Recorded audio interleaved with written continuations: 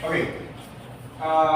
Maganda ito. Actually, gusto na natin yung klase natin last week tungkol sa PDP. Na-discuss natin. Sana naiintindihan nyo yung mabuti kasi very important yun. Ngayong umaga ay bukod doon ay gusto ko munang i-place kung ano muna yung nangyari doon sa Christianity. Lagyan ko muna ko doon. Pero masusulat ko talaga. Ito ang buong kasaysayan simula ng 1380 hanggang sa ngayon. Yan po yan. Wala nang iba. Kapag natutuhan ito, okay na yan.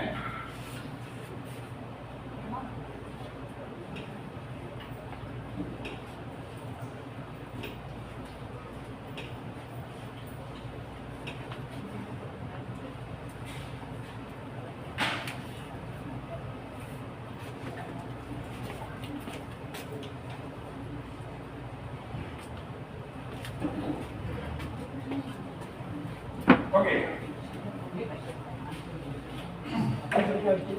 Alam niyo ba na kahit ako ay nag-aral sa seminaryo, tumuha ng teolohiyang subject, sa mahabang panahon ay meron pa rin ako isang tanong na gusto ko ma-resolve. Alam niyo ba yan? Alam niyo ano? Hindi ano? Siyempre, hindi ko pa sinasabi. Ang gusto kong ma-resolve ito itong pagbilang. Diba? Kasi, nagpapakahirap ka.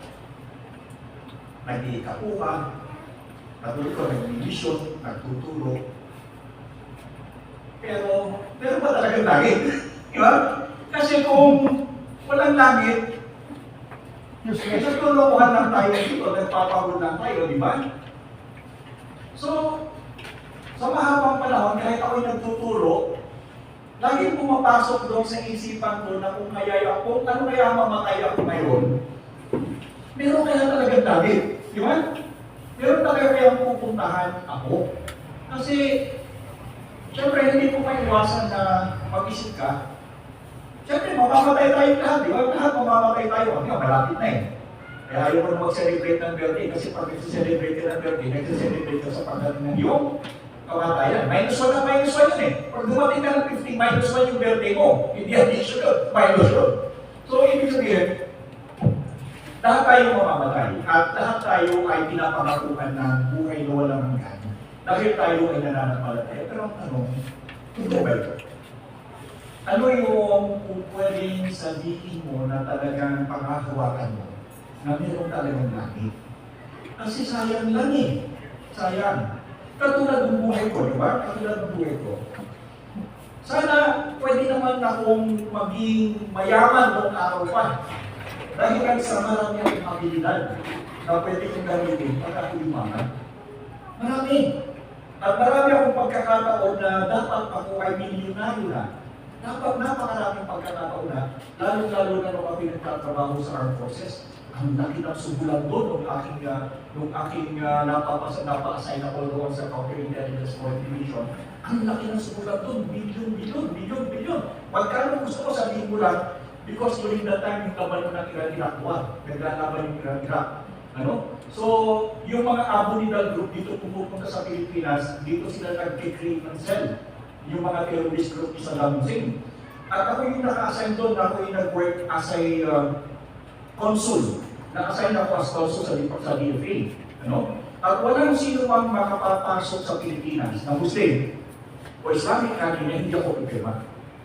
At yung mga terrorist group, pag pumapasok dito yan, nag-o-offer sila, name your price, kasi wala namang kwenta ang pera isa ng Muslim. So name your price. Kung minsan may magdadala sa akin isang bag, bag talaga, dolyar yun. Hindi mo maleta, walang dalang maleta nun.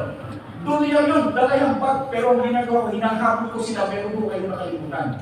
To the extent na 2 beses akong binaral ng harapan, dahil lang sa hindi ako tumatanggap. So maraming pagkakataon na, kumbaga sa ano ay parang pinilampas ko. Bakit? Kasi ako ay isang mananampalataya, at sa tingin ko, ang aking trabaho ay mangaral. Pero nung isang kailan pa yun, kailan ko punta mami ng Luis,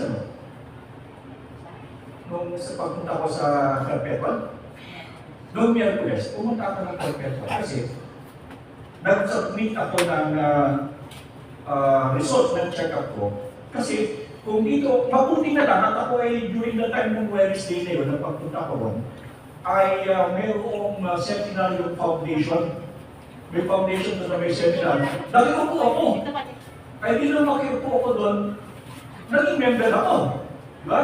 At ang laki ng privileges. Ang laki ng privileges na nakuha ko. At nung dumating ako doon, sa halip na magbayad ako ng 800 kada punta sa doktor, doon libre. Wala na akong binayaran. At ang sabi na lahat ng laboratory ko daw ay 50% kasi member na ako ng foundation. Isipin mo, sabi ko nga doon sa doktor, alam mo Dok, palagi ko nagkamali yata ako ng aking profesyon. Kasi kako, pag pumunta ka doon sa doktor, pagpunta mo pa lang, kasi yung ginawa ng doktor doon sa akin, tinanong lang ako, binigyan ako ng reseta 800. Tapos, nung mag-resulta na, dadalhin ko na naman sa kanya, bibigyan niya lang ako ng reseta, magkano babayad ko? 800, wala pang 5 minuto.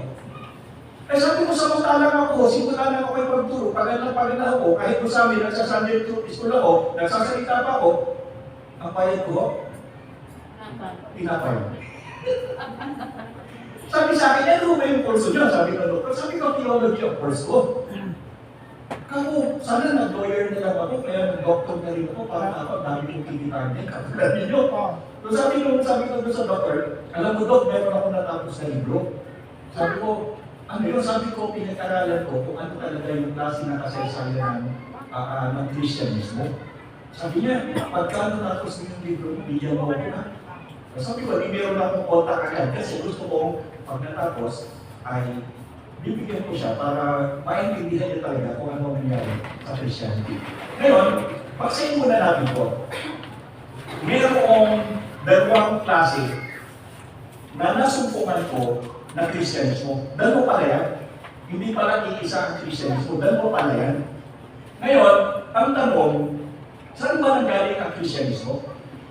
Una, saan nanggaling yan? Ano ang pinag-ugatan ng Christianismo? Uy, nakasulat tayo! Sa Acts. Hindi, ano yung pinag-ugatan niya? Pinag-ugatan, saan nanggaling yan?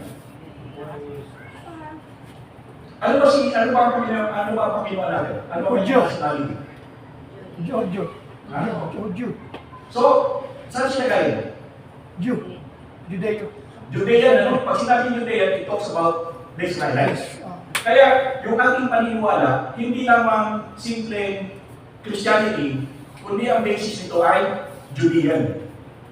Doon nagaling yan eh. Di ba? Hindi naman nagaling ito tawag Buddha yan. Oy, Pastor, nandiyan ka pala. Welcome kayo sa simbahan namin. Okay, so ibig sabihin, yung Christianity, ang origin niya, Judaism. Hindi ba? Bakit Judaism ang origin? Si Kristo o si Jesus Christ o si Yeshua ay Hudyo at ang kanyang basis, binigyan siya o nung inihandog siya on the basis of Torah. Anak, o doon sa religion nila na Judaism. Judaism, Judaism. Doon siya binautis mga, di ba? Ni Juan. Doon din siya binautis, doon din siya inialay. So, basically, Yeshua, during the time na siya namumuhay pa, ang idea sa kanya siya ay isang, ano kanyang religion? Judaism. Judaism siya kasi doon siya nanggaling. Yung tatay niya, ninanay niya, kapatid niya, angkay niya, lahat yan Judaism. Lahat sila. So ngayon, dahilan sa kanya nanggaling yung katuruan natin, kaya yan itinatawag na Judeo-Christianity. Ibig sabihin, yung ating katuruan ay nakaangkla sa saan? Sa Judaismo. Yes. Alam mo ba yun? Na ang ating pananampalataya ay nakaangkla sa Judaismo. Bakit? Sino ba ang humulan na darating ang Mesias? Sino yan? Mga humulan? Mga Jew. Mga propeta. Ano yung mga propeta na yun? Jew. Di ba mga Judaism ang kanilang, dahil kung lalagyan natin na religion sila, Judaism ang kanilang religion. Sila yung humulan na darating ng Mesias. That is why, ang basis ng pinanggalingan ng Christianity coming from Judaism. Kaya ang Christianity natin dito is not only Christianity, but on the basis ito ay Judeo-Christianity.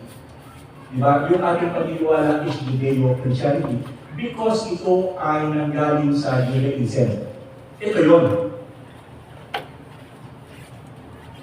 Pero pagdating dito, this one is not Judeo-Christianity. Hindi. Ang Judeo-Christianity, yun lang isa nun. Now, pag-aralan natin bakit.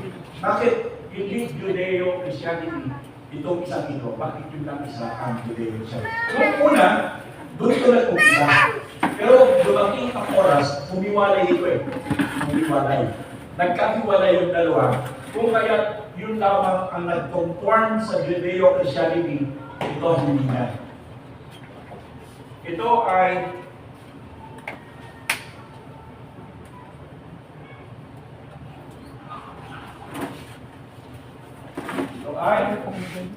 ano to? Politika. Sila yung matutawag. Anak, panigil ka na ng klase natin. Technology natin, dapat mahal-mahal ito. Alam niyo ba kung paano kung gano'n ko katagal bago ko naintindihan at bago ko nabuo, nakikita namin 5 taon, hindi ako nabibiro. Ang kauna-unahang aklat na ginawa ko dito sa sistema na to, yung ang lumabas sa tawas. Ganda nun, pag nabasa niyo sa period. Pero hindi ko yon completely naintindihan, pero nakakuha ako ng idea. Kasi ang ginawa ko doon, totoo ba talaga ang Christianity? Talaga ba meron Jesus Christ? Ako hindi meron makakitasan. So the only way for you to understand yung question mo kung meron talagang buhay walang hanggan at kung talagang nag-exist si Yeshua o si Jesus Christ, balikan mo yung kasaysayan. Hindi ba? Kasi pag binalikan mo yung kasaysayan, dadating niya sa umpisa. Mali naman. Oo. Uy! Kung gusto mong malaman ang isang pangyayari, kung totoo nangyari talaga, balikan mo yung pinagmulan, yung kasaysayan. So yun ang ginawa ko dahil gusto kong malaman, meron ba talagang Jesus Christ o meron ba talagang Yeshua? At kung talagang meron Yeshua, siya yung nangako na meron buhay na walang hanggan, di ba? So ba nanggaling yung buhay na walang hanggan yan? Saan nanggaling yung buhay na walang hanggan yan? Paano nasus? Siya yung nagsabi, di ba? So siya yung nagsasabi na ang mananampalataya sa kanya ay magkakaroon ng buhay na walang hanggan kung may establish mo yung presence niya, may establish mo rin yung kanyang sinabi. Sapagkat siya yung nagsabi nun. Hindi na ibalik. So yun yung aking bilima nung araw, paano ko i-prove na talagang may buhay na walang hanggan? Kasi iniisip ko, nagsasayang lang ako ng oras. Isipin nyo, nag-umpisa ako 17 anos. 17 years old. Nandun ako sa bundok, naglalakad ako, walang sapatos, walang chinelas. Kasi yung mga tao doon, walang sapatos, walang chinelas. Ba't ako magsasapatos? Nagmalido, kami sasarap. Ang nilalakad ko dyan, ang isang akyat ko sa bundok, 7 kilometro yan, isang akyat 7 kilometro pababa. Kung isang naakyat ko yan 2 beses sa isang araw. Bakit?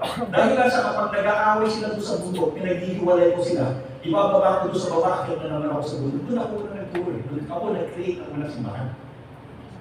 So, hindi madali. Nagkasakit lang ako eh. Nagkaroon ako ng TV. Alam nyo? Nagkaroon ako ng TV. Nagkaroon ako ng TV ko na yung sa pagtutulog.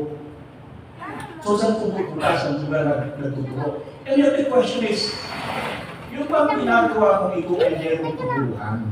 Kasi nga, natulukuhan lang tayo dito. Masisira lang yung buhay. Yung buong buhay mo, ibigay mo sa kanyang gawain. Tapos, wala namang palang langit, wala namang palang Jesus Christ. Diba? Kawawa ka naman. Pero, ito yung nasumpungan ko. Nung pinag-aralan ko ito, matagal na sabi sa'yo, for 15 years ko yan na binabantayan. At dahilan sa development ng information, mabilis ka na makakuha ng information ngayon, hindi ka tulad ng araw. Nung araw, nung nag-aaral ako sa seminaryo, pupunta ka pa sa library. Di ba? Siyempre, pag pumunta ka sa library, kung ano lamang yung alam ng author, yun lang ang matututuhan mo. Tama ba rin? Eh, paano kung mali yung author? Eh, di mali ka rin. Ngayon, hindi na eh. Kasi ngayon, sa information technology, sa information highway, marami kang pamimilian. Mabilis. At ngayon, naitatama mo yung lahat ng information according to sa data ng lugar. May kapan mo yan eh. So malalaman mo kung sino nagsisinungaling, kung sino nag-invento, kung sino yung Wikipedia, huwag kayo masyado. Kasi yung Wikipedia, ako pwede ako maglagay sa Wikipedia. Hindi naman yung sabihin kung ano nilagay ko, tama na. Pero dito, dahil lang sa information highway, information technology, madali mong maihihimay at may iayos yung mga information kung alin na tama at alin hindi, at alin yung kailangan. At ito yung nagagawa ko ngayon, masyadong mabilis. Kung kaya madali kong natutuhan, tama ba o mali ang aking ginagawa? Meron ba talaga? At meron ba talaga? Jesus Christ. So ito yung nilabasan ko. Ano? Ito yung nilabasan ko. Ang unang pagkakalabas ko, dahil nasa sinasabi nila, na si Yeshua daw ay umakyat doon sa langit. At nung pagkakyat niya sa langit, ay naiwan daw yung mga apostol at saka mga ano ba? Apostol at saka ano? Apostol at? Ano kasama ng mga apostol?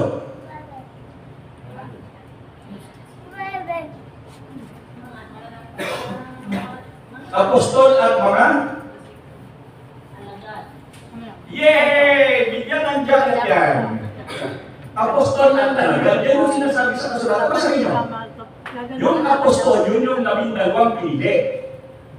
Yung alagad, yun yung mga meron. Yun yung mga backup. Mga backup. So, hindi lamang 12 ang tagasunod ni Yeshua during the time, yung 12 ang personal niyang tinuruan, subalit hindi lamang 12 ang tagasunod, marami siyang alagad. Sino mga alagad niyan? Sino mga alagad niyan? Yung mga babae, tagalaba, tagaluto. Diba? Yun ang trabaho nila eh. Si Nicodemo. Di ba? Marami sila. So, hindi lamang 12 ang naging tagapagturo o namahagi sapagkat hindi lamang 12 apostol ang nandoon, marami pang naging mga alagad na kasama. So ngayon, nung pumalis siya, so ito titingnan natin. Totoo ba talaga itong mga alagad ito? Kasi kapag na-establish mo na totoo yung mga alagad, anong totoo? Yung Word of God. Kapag na-establish mo yung mga totoo yung mga alagad, anong totoo? Totoo yung gospel. Totoo yung pinuno nila. Kaya nga sila alagad, hindi may pinuno. Alam ka naman sila yung maging alagad at mga wala namang pinuno, payag ba kayo? Alagad ka, wala namang pinuno. Di ba, ang alagad ngayon, sinong alagad? Mga alagad ng batas yan, may pinuno yan eh. Sinong pinuno ng mga alagad yun? Di ba? Sino alagad ng mga pulis yan? Sila Tates.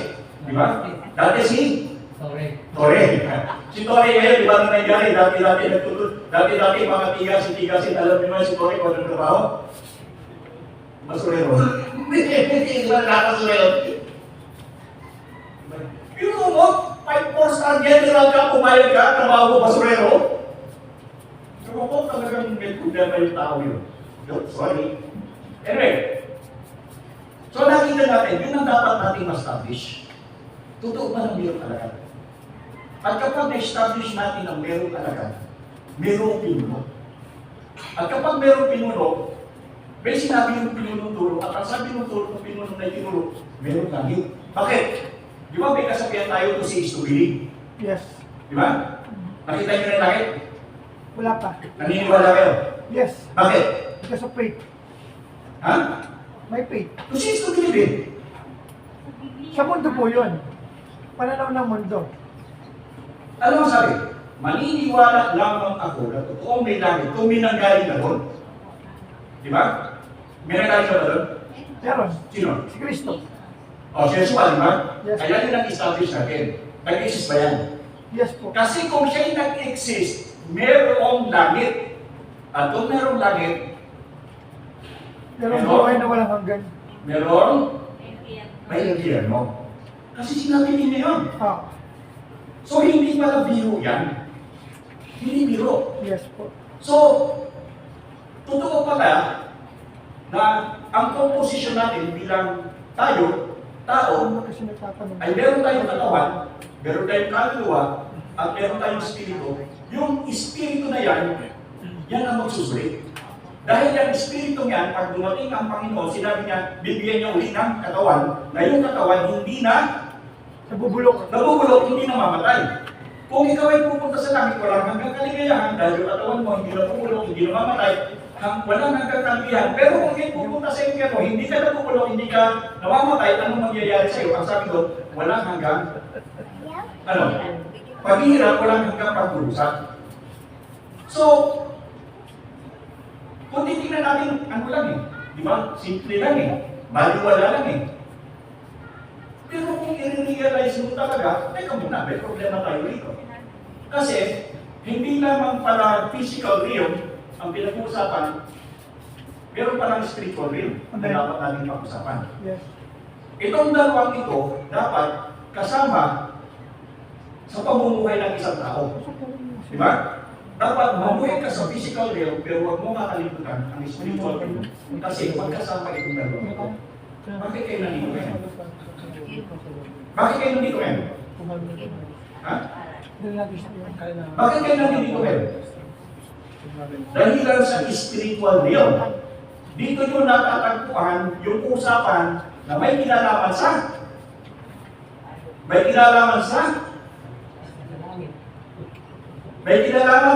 Kaligtasan.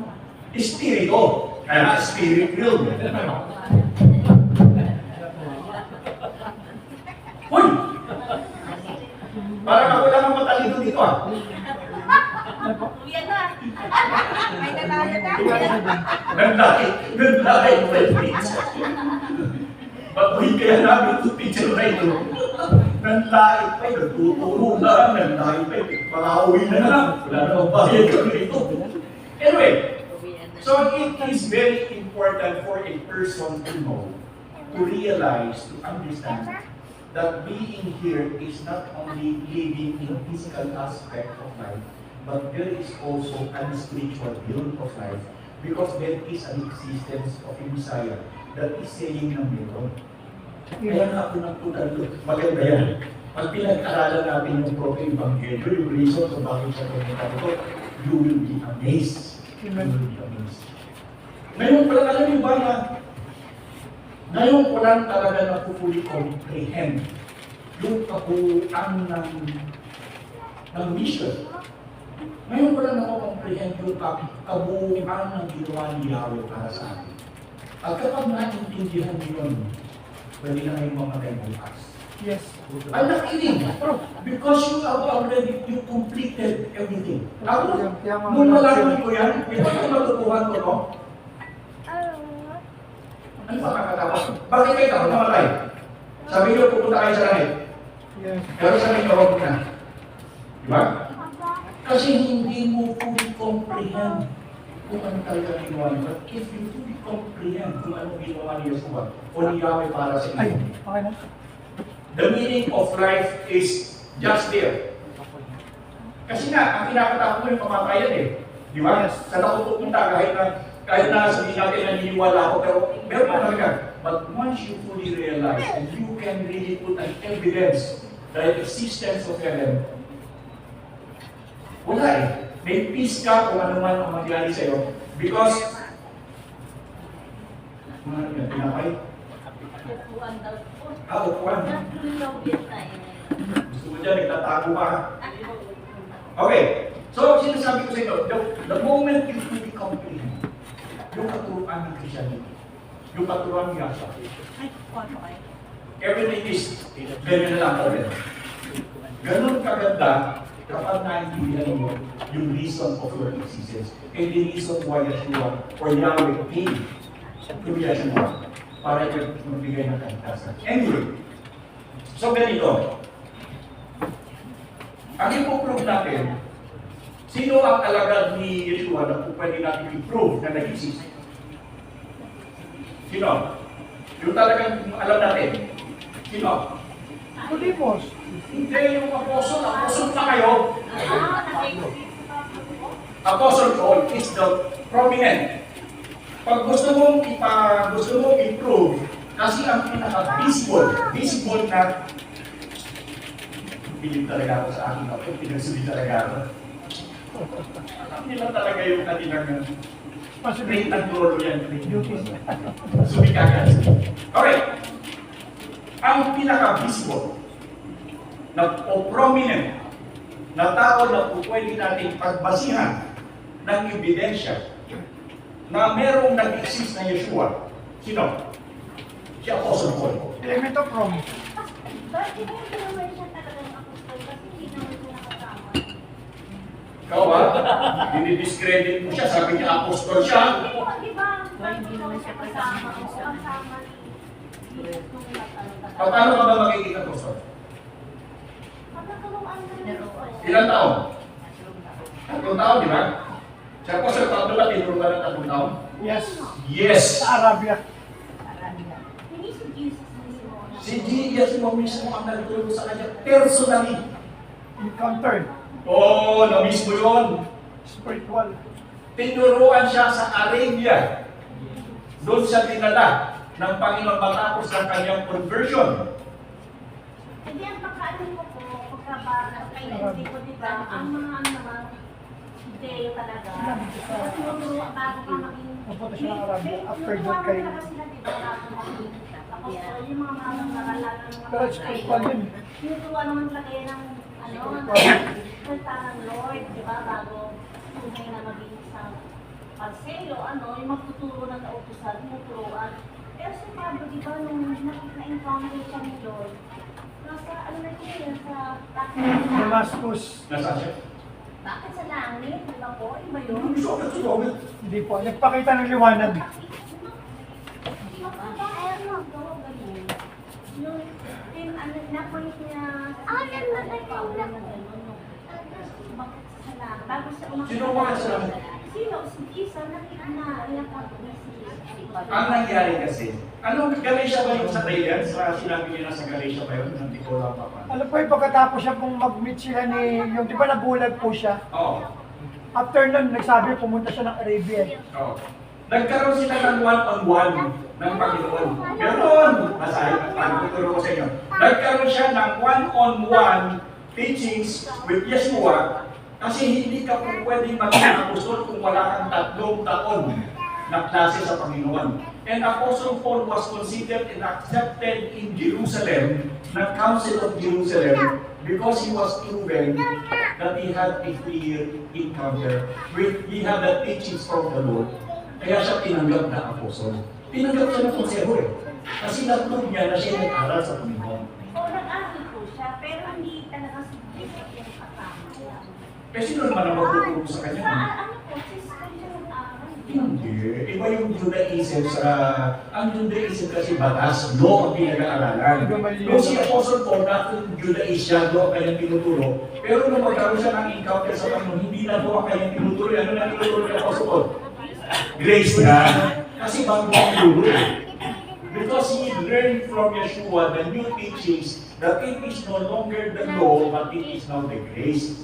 Kaya nga makikita mo yung kanyang sinasabi, dinidiscredit niya yan. Hindi naman totally dinidiscredit kung ng kautusan, kundi sinasabi niya na tayo hindi na sa kautusan, tayo ngayon inamubuhay na sa biyaya.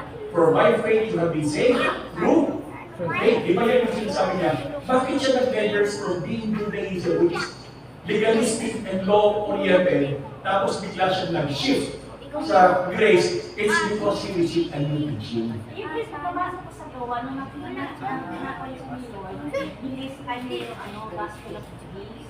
Wala man nakasunod din ng English. Ay, hindi, ano po, nabasa ko sa ano eh, English binasa ng gawa. I-discuss muna natin dito muna.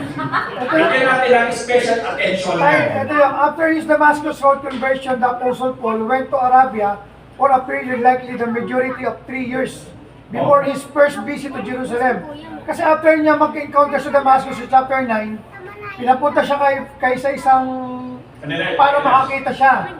So after nun, nagpunta siya ng Arabia for 3 years, deep spiritual preparation, reflection, and direct teaching from Christ, not from other apostles, establishing his unique gospel message his before ministry began. Anong verse po yan? Sa Book of Acts po ito. Kaya nga, anong verses? Yung pagpunta niya po ng Juan, kay Juan. I think sa Galatians sinabi ko, Hindi, sa Galatians sa Galatians. sinabi, nag-testify doon sa Galatians na ako ay nag-aral. Kasi Tingnan ko, tingnan ko po anong verse. an apostle. Nakita sa Galatians yun. Opo. Nasa Galatians yung pinipasok ng authenticity niya ng pagka-apostle. Kasi sinabi na kung paano ka magiging apostle, hindi ka naman nakasama ng 3 taon. And hindi- Galatians 1:17. Ha?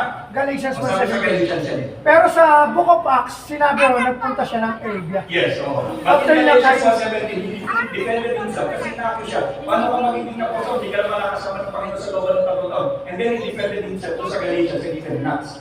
Ang sabi doon, 3 taon siya manakasama, is-spirit mali ang kanyang pag-aaral. How did it happen? I didn't know.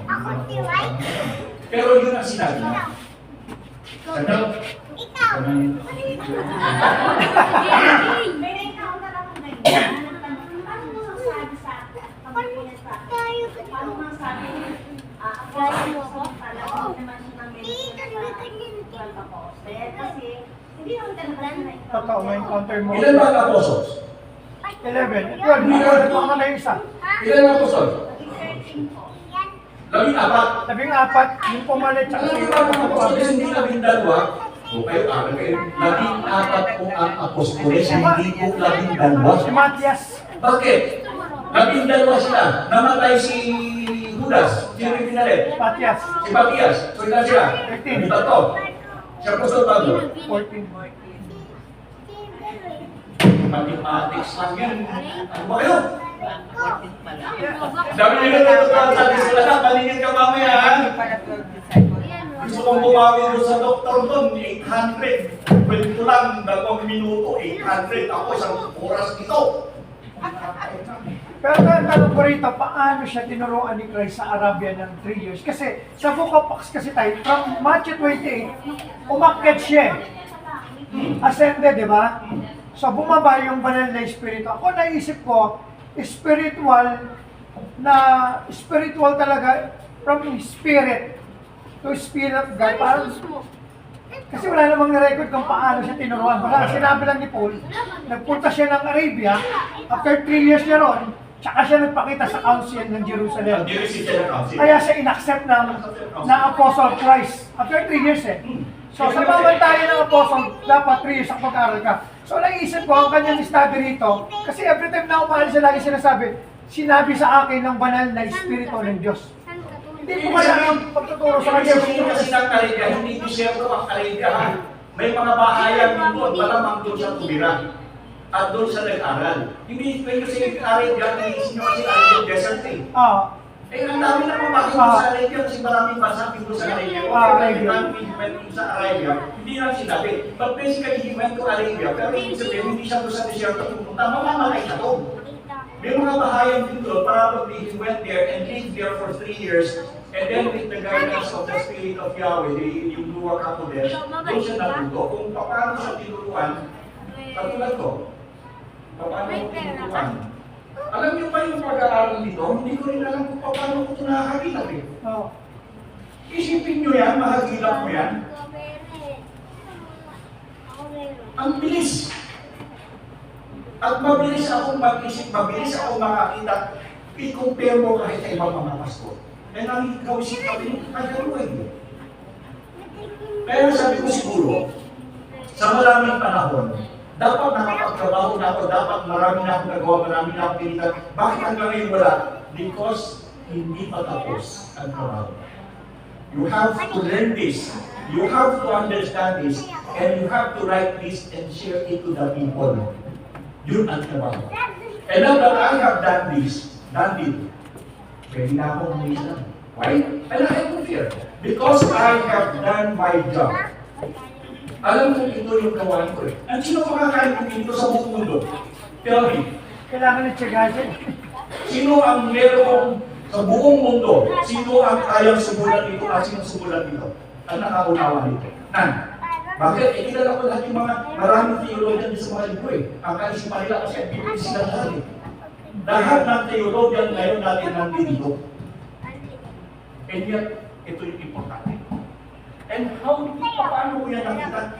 Sabi ko sa inyo, ang bilis. At sabi ko sa inyo, tayo sa tawag, hindi ako tutulog. Natulog man ako sa kusang 2 oras. And yet, I still have the energy, I still have everything na doon. Walang kapaguran sa looban ng 1 linggo. 1 week. At nasulat ko lahat yan.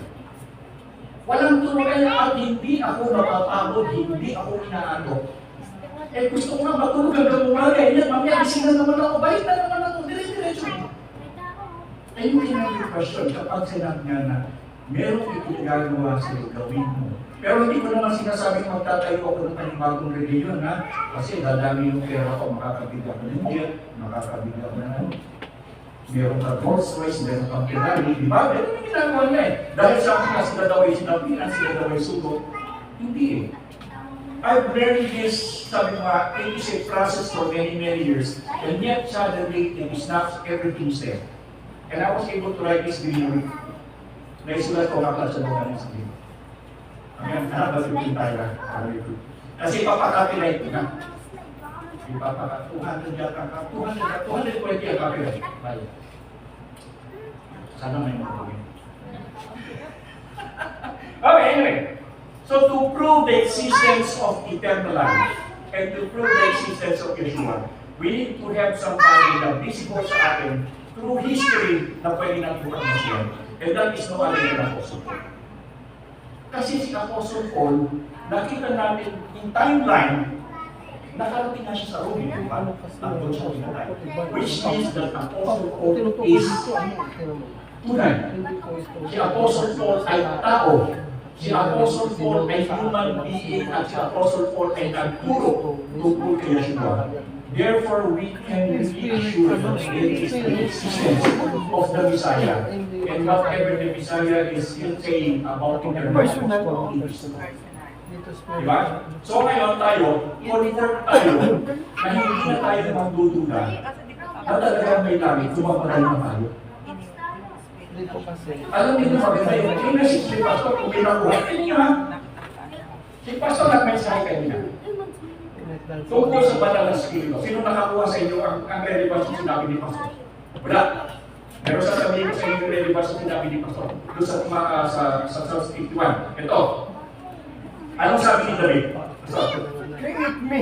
Create in me. Create in me. Oh. In me. Tapos sinabi niya na And renew. huwag siyang iwanan Diba? ng Espiritu ng Ruach HaKodesh. Di ba? Ibig sabihin, sa lumang tipan, ang Ruach HaKodesh hindi nananahan sa tao.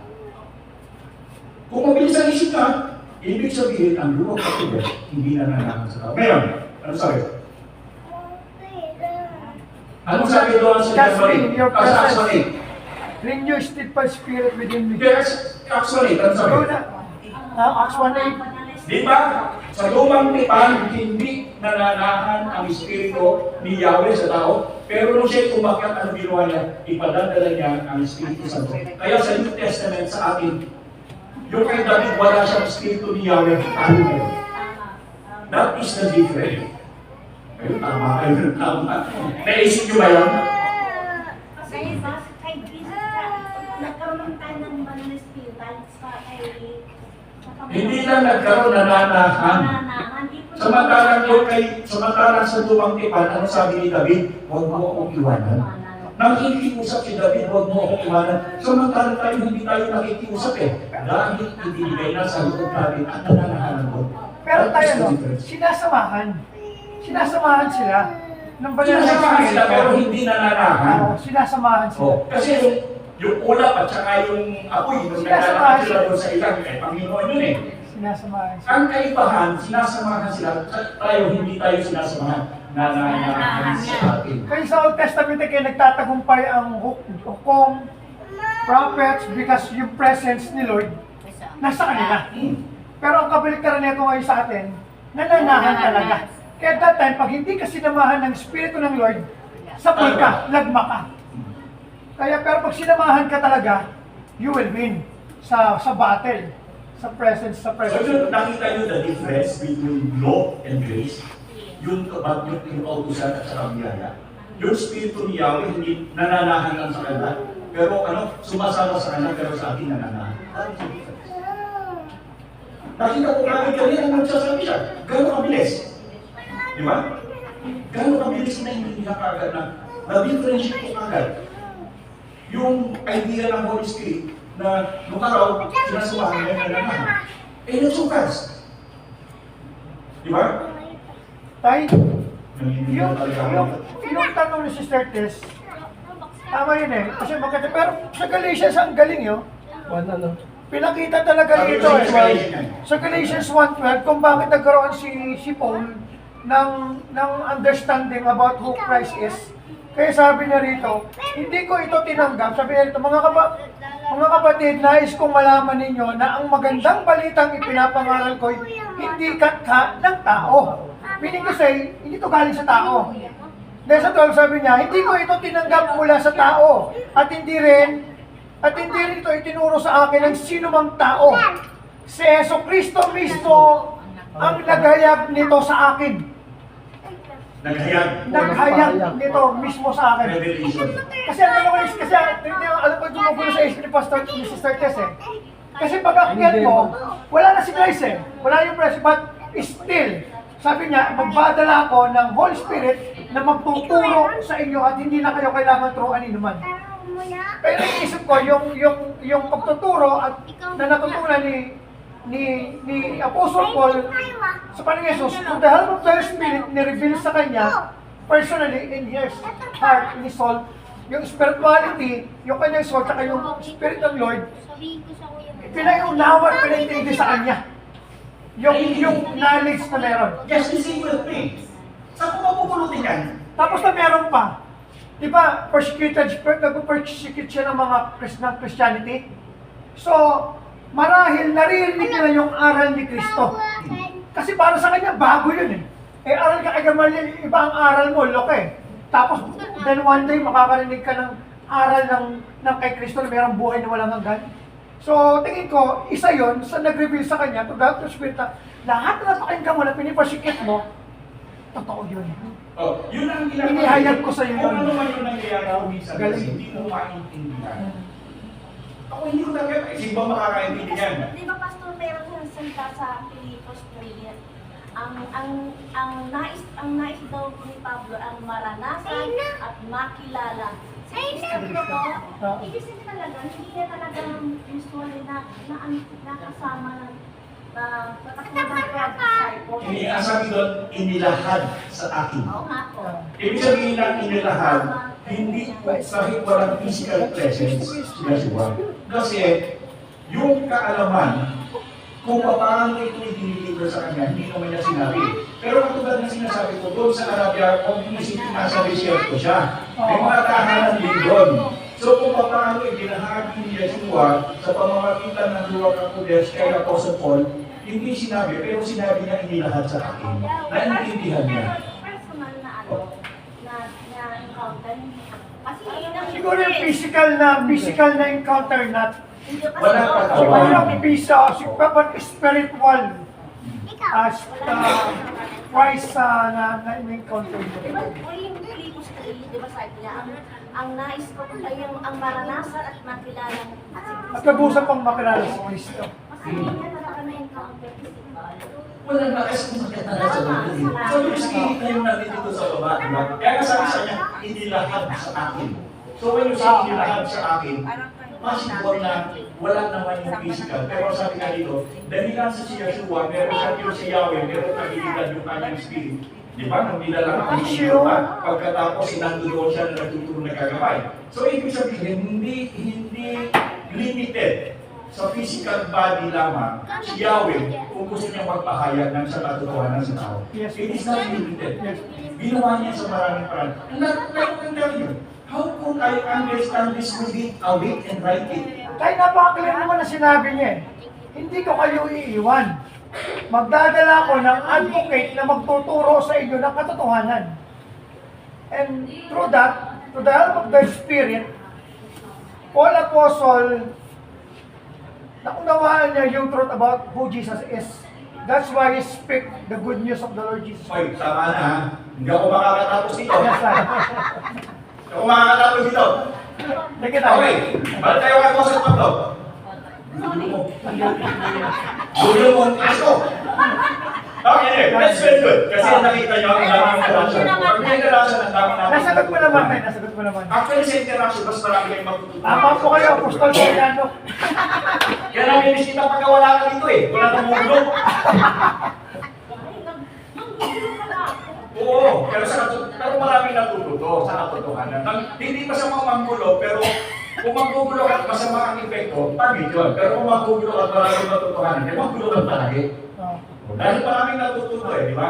So, yung manggulo is just, ano yun, ano tawag doon? Is word of ano yun. Pero tawag doon, di ba? Hindi, parang ganun. Parang pukawin sa kamalayan. Yes. Okay, balik tayo ng Apostle Paul. So, i-prove natin the existence of Apostle Paul is really true. Kung totoo talaga siya, so ibig sabihin, totoo yung sinasabi ni Yahweh o Yeshua na merong buhay na walang gan. At ang sabi niya, ipaggagawa ko kayo ng tirahan. Yes. Alam niyo ba doon sa kasalan, di ba yung message doon sa kasalan, yun eh. Yung sinabi niya sa talinghaga na yung sabi ng na may tirahan yung ama.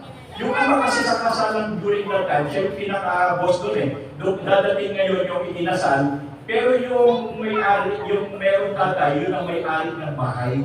At siya yung may authority doon sa bahay. Kaya alam siya yung nagsasabi ko, kailangan magsisimula ang pustahan at magwawakas. Katulad sa kasalan sa kanan. Ganun yan, pag-aralan yung sistema ng kasalan at saka yung talinaga, ganun yan. Actually, when you learn really kung ano yung mga talinaga, yung tungkol sa karyan natin, you will be amazed. Ang problema lang kasi sa atin, hindi tayo nagbibigay ng malaking pagpunawa o pag-aaral doon sa salita ng Panginoon. Pero once you learn it, sabi ko sa inyo, bakit? Kaya kami theologians, kaya kami mga nag-aaral kasi tamad kayo eh. Kung gusto nyo, kung na lang kayo, kaya ng tinapay, makinig. Madalaki kayo? Okay, so, ito yung nangyari. Yung Matthew 20, pagdating ng 40 AD, dito tinawag yung tinatawag na Kristiyano, di ba? Sa 40 AD. Pagdating ng 318 AD, before pa dito, ang sabi si Constantine, di ba sinabi niya na nakakita siya sa Bridge of Milan, o doon sa Milvian Bridge, nakita daw niya yung cross. At doon siya dahil doon sila ngayon ay ipaglaban at sila nanalo ang panalo. Kaya sabi ni Constantine, yun daw ang ginamit niya, na kaya siya nanampalataya sa Christianity dito sa mga apostolic na ito, dahil lang sa nakita niya yung cross doon sa Milvian Bridge, at kaya lumaban siya on the banner of the cross, nanalo siya. Kaya pagdating ng 318, ano yan, 318, ibiniklara ni Constantine ang tinatawag ng Edict of Milan. Yung Edict of Milan, ibig sabihin niya yung Edict of Toleration. Doon sa Edict of Toleration, lahat ng relihiyon sa Imperyo ng Roma, open. So kasama na doon yung mga apostol, ni Apostol Pablo o ni Yeshua na 12 apostles, yung mga apostles, disciples, at dumami na, di ba? Dumami na doon sa 3,000 agad yung first conversions, di ba? So dumami ang mga mananampalataya. Ngayon, dahil yung open, during that time, doon sa Roman Empire, hindi lang naman mananampalataya ni Yahweh ang nag-exist. And by that time, wala pang Christianity. Ang dalawang nagmamayagpag doon sa nanggaling dito, yung The Way at saka yung Nazarene. Dalawa lang yan. Yung The Way, ito yung ating pinaniniwalaan hanggang ngayon, na ang kaligtasan ay sa pamamagitan ng biyaya at pananampalataya kay Yeshua. Samantalang yung Nazarene naman, ito ay yung kapatid ng Panginoon, si James, ang namumuno, pinununto ng Nazarene. Naniniwala sila na dapat manampalataya ka, pero sundin mo rin ang Torah. So dalawang grupo yun, sa nanggaling doon sa mga apostles. Sino ngayon dito mga Nazarene? 70 Adventist. Yung mga 70 Adventist sa Batista, naniniwala sila kay Yahshua na tagapagligtas, subalit sumusunod ka pa rin sa 10 utos. 70 Adventist. So ang 70 Adventist is a direct descendancy ng mga Nazarene during the time of the apostles. Ito namang mga The Way, ito naman yung mga katulad natin na nagugrupo. Kasi nung araw, wala namang simbahang malalaki. Nanggaling dito yan eh. Sila, kung mag-meeting, paano? Bahay lang. House church. House church lang. Yan o, pagkatapos sila sa isang buwan siguro, o linggo-linggo, nagsasama-sama silang kumakain. At yun ay pag-alaala, yung pagkain na yun ay pag-alaala doon sa ginawa ng Panginoon sa utos ng banal na hapunan. Talagang literal na kainan yun na ginagawa natin na nakalagay yung lamesa dito. Ganon yun. At nagkaroon ng problema yan, sabi ni Apostol Pablo, yung iba dumadating, nagdadala ng pagkain, sila pa'y naunang kumakain. Dahil mayaman sila, masarap yung pagkain, tinatago doon sa iba. Gusto niyo gawin dito pag nagpatlang tayo? Pag nagluto ka ng kare-kare, ikaw lang kakain. Lechon belly, ikaw rin lang. Di ba? Yun ang nangyari sa kanila eh. Kaya si Apostol Pablo nagalit. Iba, lasing na. Yung iba na sinna. Hindi na kainom eh. So, actually, that was hanggang ngayon, the same pa rin. Kaya katulad yung pa rin ang ginagawa natin yun. The same pa rin. Pupunta kasi sa mga Catholic, ginagawa ba nila yan? Hindi. But we remain. We remain. Pero hindi nyo lang alam sa isip ninyo, akala nyo gano'n-gano'n lang. Kumbaga sa aso, way back yan, sabi ko nga sa misis ko, yung aso, gumaganon pala yan. Pag gumaganon pala yung aso, ibig sabihin, nagsasanmit siya sa'yo, tapos nire-respect ka niya. Hindi pala lumayo, yung pala talagang behavior pala long time ago. Kaya yung aso gumaganon sa'yo, pag nakita ka, stretch na na ganyan, yung pala ay ugali nila way back pa doon sa pinang panahon at dala-dala pa rin nila hanggang ngayon. Ngayon rin, hindi nyo nakaiintindihan. Ito, pag hindi nila dito, ising ito, ising. Oo. Yung pagkain natin na that is way back doon pa sa panahon ng Panginoon. Yung ginagawa na yun, exactly. Nag-aaralan. So, hindi tayo nalalayo. Hindi na parent tayo, bus na nga lang. Sino pa rin? Hindi tayo katulad dito na pagpasok sa simbahan, magkuros, maglalagay ng tubig sa ulo, sabay layas. No. We retain this. So nakita nyo, aral pa more. Diba? Aral pa more. So, pagdating dito sa Edict of Milan, toleration, okay lahat. Libre. So ano yung mga religion present doon? Yung Dagonism. Diba? Yung Dagonism was the religion ng Babylonian Empire. Doon sa Dagonism, ang kanilang Pinoy, ang kanilang Panginoon doon si Dagon. Kalahating isda, kalahating tao. Yung pataas, isda, yung pababa, tao. Ngayon, yung mga pari ni Dagon, may sombrero yon, ang sombrero nila, yung ulo ng isda. Dagonism yun, yung priest ni Dagon. Ngayon, sino meron nagsusunod nun? Yung Pope. So, ibig sabihin, Dagonism. Tapos, sumunod, yun yung Babylon. Sumunod yung Persia, ang kanila namang Panginoon si Mitra, yung bull slayer. Si Mitra, ang birthday noon, December 25. December 25 ang birthday ni Mitra.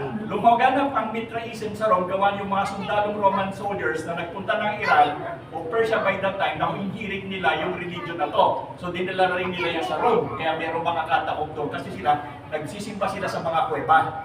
Walang babae doon. Pero ang birthday ng kanilang Panginoon si Mitra, December 25. Okay. Dumating naman ngayon, yung tinalo naman ng mga Greece, yung Iran, yung Medo-Persian Empire, tinalo ng Greece yan, 300, di ba? Sino yung sa 300? Legion. Spartan! Legion 300. Yung 300 yung Spartan, di ba tinalo nila sina Medes? Spartan 300. Di ba yung 300? So ngayon, nung talunin nila yan, yung religion naman nila ay Pantheon religion. Ibig sabihin, maraming mga Diyos-Diyosan. Nandun doon si Jupiter, nandun dyan lahat, di ba? Nakalagay doon. Ngayon, ang nangyari doon, pinalitan ng pangalan yung ginawa naging si Peter. Sino si Peter? Sino sa Greek mythology? Sino yung Peter? Hindi, sino yung pantheon ng sino yung pantheon ng Greek na ginawang Peter? May manok at saka susi. Sino yan? Si Pedro. Si Janus. Si Janus ang deity ng Rome ng Greek Empire. Si Janus na may hawak ng susi at may hawak na manok. Si Janus yun. Ngayon, yun yung naging Saint Peter. So, ang nangyari kasi, masyadong mahal yung mga statwang yan at walang presyo yan, kinuha yan ng simbahan para hindi na makuha ng gobyerno at pinangalanan isa-isa o huwag mo kukunin si Peter yan. That is exactly what happened doon sa Pantheon religion. Ni San Pedro. Nakita mo, ang dami, lahat lahat yung nandun. Okay, ano yung huli? Yung Roman Empire. Kaya nga yung Sol Invictus, the Unconquerable Sun, kaya yung symbol nila, bilog. Kakita mo lahat ng simbahan sa unahan, merong bilog. Yung mga bahay nyo, meron din, di ba? Hindi ko naiintindihan kung ibig sabihin nun. Kaya yung monstrance, lagi, tsaka may halo, ganon. Bilog. Kasi yun yung Sol Invictus. Ibig sabihin, ito sa Edict Mula, nung maging open na, nakasama ng mga apostolic Christian itong apat na religion na to. So, magka-alongside sila, magkakasabay sila, at wala nang pinag-uusahan. Ibig sabihin, nakaranas ng pagluwag itong mga apostolic Christian to, yung turuan ni na Apostle Paul Pablo na yan, at yung mga descendants, kasi wala nang persecution. Pero alongside with them, yung other religions, halo-halo sila doon, at ang nangyari dito, most of the time, itong mga apostolic Christian, humihiwalay sila kasi hindi sila pareho. At ito yung laging problema ng mga emperor, kasi itong mga apostolic Christians na ito ayaw makisama. Eh ba't kami makikisama, mag-dilute yung aming paniniwala ng paganism? So yun ang kanilang laging concern eh, na ayaw nilang makaluan yung katuruan ni Yeshua na tinanggap nila. Ayaw nilang ma-adulterate yun. Ngayon, kung papasok ito dito, paano? Pero hindi lahat, marami din sa kanila ang pumupunta sa kabila. Pero yung mga talagang nanandigan, nandito pa rin sila, hindi sila sumasama dito sa Edict of Milan. Sumunod noon, na ngayon nagkaroon na nga ng problema doon sa emperor, sa imperyo ni Constantine. Yung iba naniwala na Judeo-Christianity nga, pero sabi ng iba, yan naman si Yeshua, hindi naman tunay na Diyos yan eh. Wala namang essence of deity yan, tao lang yan. Which is the position of Arius. Sabi naman ni Theodosius, hindi, merong esensya ng pagka-Diyos yan, isang persona yan, ng Panginoon. So yung dalawang mali, nag-away, naglaban, nagdebate. Siyempre, pag yung dalawang mali, pag naglaban, merong mananalo. Pero mali pa rin. Pero mali pa rin. Exactly, this is what happened dito sa Council of Nicaea. Naglaban yung dalawang mali, may panalong isa, siyempre, panalo yun.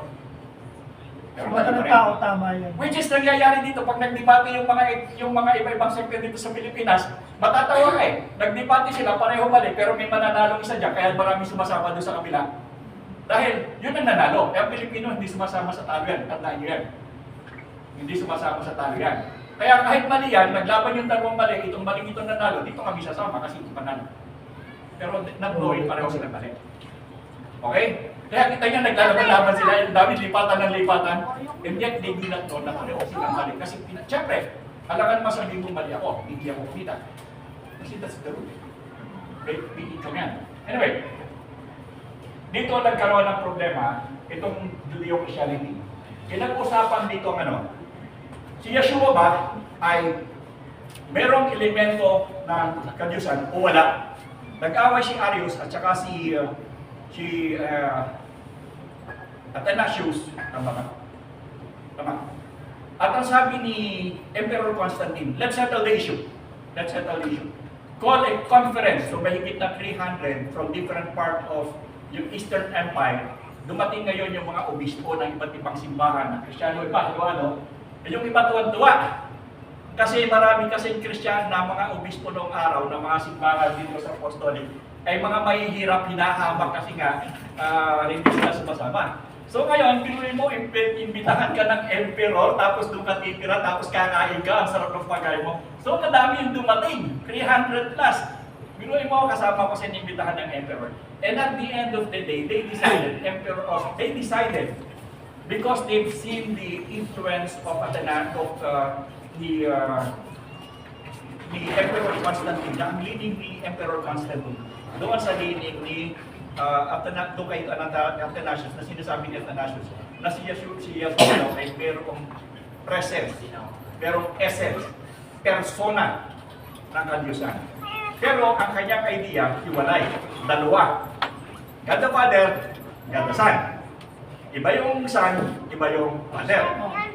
At dito sa Council of Nicaea, wala pang Holy Spirit. Dalawa pa lang. So, ibig sabihin yung doctrine of Trinity started with Council of Nicaea. Hindi yan nagsimula dito sa Apostol. Walang itinuro si Yeshua o ang mga apostol na mayroong isang Diyos at ang bawat Diyos na hiwa-hiwalay ay may persona. Kasi si Yahweh, Yeshua, Ruach HaKodesh. Ang ginawa nila sa Nicaea, hinati nila, kinapchap nila at nilagyan ng persona. Pero sa katotohanan, si Yahweh ay may Ruach HaKodesh. Hiwalay ba sila? Bakit pa ba yung persona nila? Hindi. Di ba? Si Yahweh ay merong espiritu, pero yung espiritu ni Yahweh, hindi ibang persona kay Yahweh. Pareho yun. Katulad ng espiritu mo, hiwalay ba yung espiritu mo sa iyong katawan? No. Pag naghiwalay yung espiritu mo at katawan, anong mangyari sa'yo? Patay ka na. Patay tayo. Pero kay Yeshua, iba, kay Yahweh, iba. Sapagkat immortal siya, kahit yung nakahiwalay ang kanyang espiritu, hindi siya katulad natin, tayo immortal. Yun ang kaibahan natin sa kanya. Okay. So ngayon, ito ang pinakamaganda niyong tandaan. Ito yung na-formulate ko. Si Yeshua, o Yahweh, o si Jesus Christ, ay hindi simpleng tao. The word is simple. Di ba? Pag sinabi mong hindi simple, anong ibig sabihin nun? Hindi karaniwan. Hindi karaniwan, bakit? Pag hindi ka karaniwan, anong ibig sabihin nun? Kakaiba ka. Kakaiba. Kakaiba ka. Kasi kakaiba ka sa tao. Kasi si Jesus Christ o si Yeshua ay hindi simpleng tao. Siya ay buhay na kapahayagan ni Yahweh sa pamamagitan ni Ruach HaKodesh o sa pamamagitan ng Espiritu Santo. Siya ay buhay na kapahayagan ng Espiritu Santo sa atin. Bakit? Ibig sabihin, si Yeshua is the embodiment of Yahweh to show Himself to the people. Kasi merong pangako siya doon kay Eva at kay Adan na nung matukso, siya ay babalik sapagkat bibigyan niya ng tatanggalin niya yung kasalanan na kinuha ng mag-asawa. Di ba napahiwalay ang tao? Sabi ni Yahweh, hindi. Dadating ako para yung kasalanan niyan mapawi at bumalik ang dati nating relasyon. At ginawa niya yan sa totoo lang. Inihula pa nga ng mga propeta eh. At nagkaroon ng katuparan niya doon kay Maria nang lumilim yung Espiritu ni Yahweh. Di ba? So, nung lumabas dito, the reason why, alam niyo ba ang dahilan kung bakit kinakailangan ni Yahweh na pumasok sa physical aspect? Alam niyo bakit? Anong dahilan?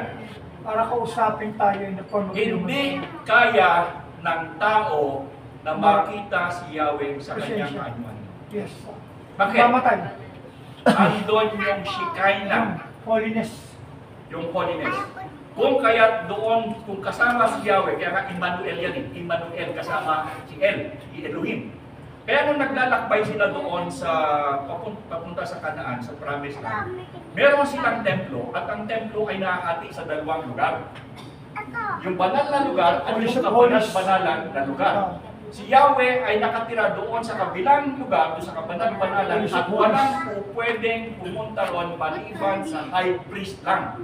At pag pumunta ka doon na hindi ka naman high priest, automatic you're dead. Because you cannot, hindi mo kaya yung presence niya. Yung presence niya.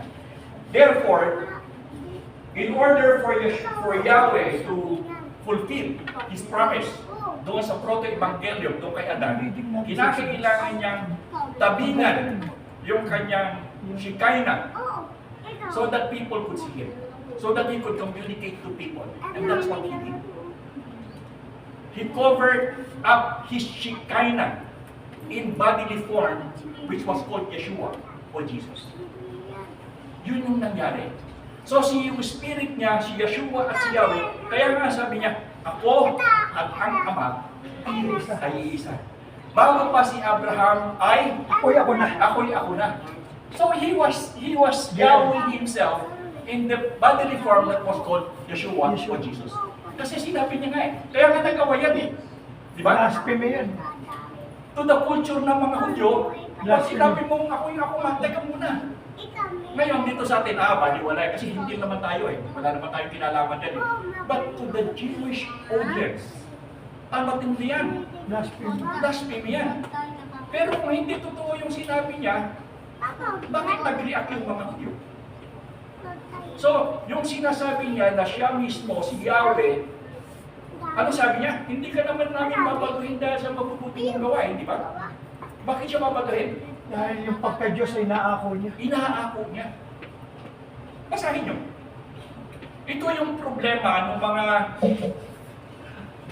lumabas dito, hindi dito, nagsulputan, tapos nagpapaliwanag ng kasulatan. Hindi naman naiintindihan yung kultura eh. Dapat intindihin mo yung kultura, bakit niya sinabi. Halimbawa, narinig ko kanina yung telestay, ano? Yung telestay. Anong ibig sabihin nun? It is Finished. Anong konteksto? died on the cross. Kasi nga, doon sa proto-evangelium, sabi niya, ako'y bababa para magkaroon muli tayo ng relasyon. Ngayon, doon sa tetelestai na yan, ibig sabihin, tapos na yung aking misyon at tayo ay pwede nang magkasundo sapagkat tetelestai na. Anong ibig sabihin ng tetelestai para matintindihan nyo? Meron ka bang bill na kuryente? Dahil binayaran mo na, hinahabol ka po lang mo rin ng miraso? Hindi na. That is exactly tetelestai. Yes. Hindi ka nahahabulin ng Panginoon sapagkat binayaran na ng Panginoon yung iyong kasalanan. That is tetelestai. Bayad ka na. Ako nagbayad. Kaya hindi ka nahabulin ng Meralco kasi yung bill mo, binayaran mo. Kaya hindi ka nahahabulin. Doon ang nagbayad, yung tawag yan yung perpetuation. Ang Panginoon ang nagbayad ng iyong utang. Oh. Siya yung nagbayad ng iyong utang. Pasalamat ka, kung mabait yung kapitbahay mo, baka yung kapitbahay mo magbayad ng iyong bill. Pero hindi na ginagawa. Kasi hindi siya katulad ni Yahweh. Tetelestai, perpetuation. Galing mo? Tingnan nyo na? Yes po. At karamihan doon sa 7 last word na yan, actually lahat yung quotation. Yung salita niya, hindi niya salita yun. Yung lahat ay quotation from the Old Testament. At bakit naisip? Kasi sa Old Testament, kapag ikaw ay nag-quote ng isa, yung first line, it understood the whole chapter. Yes. First line laging kinu-quote lang. That is why Yeshua, when he was at the cross, he was always mentioning laging first line doon sa Old Testament. Tingnan nyo, Old Testament lahat yan. Oh. Yung sinasabi niya, hindi yan sarili sa ta. Those are all quotations from the Old Testament. First line.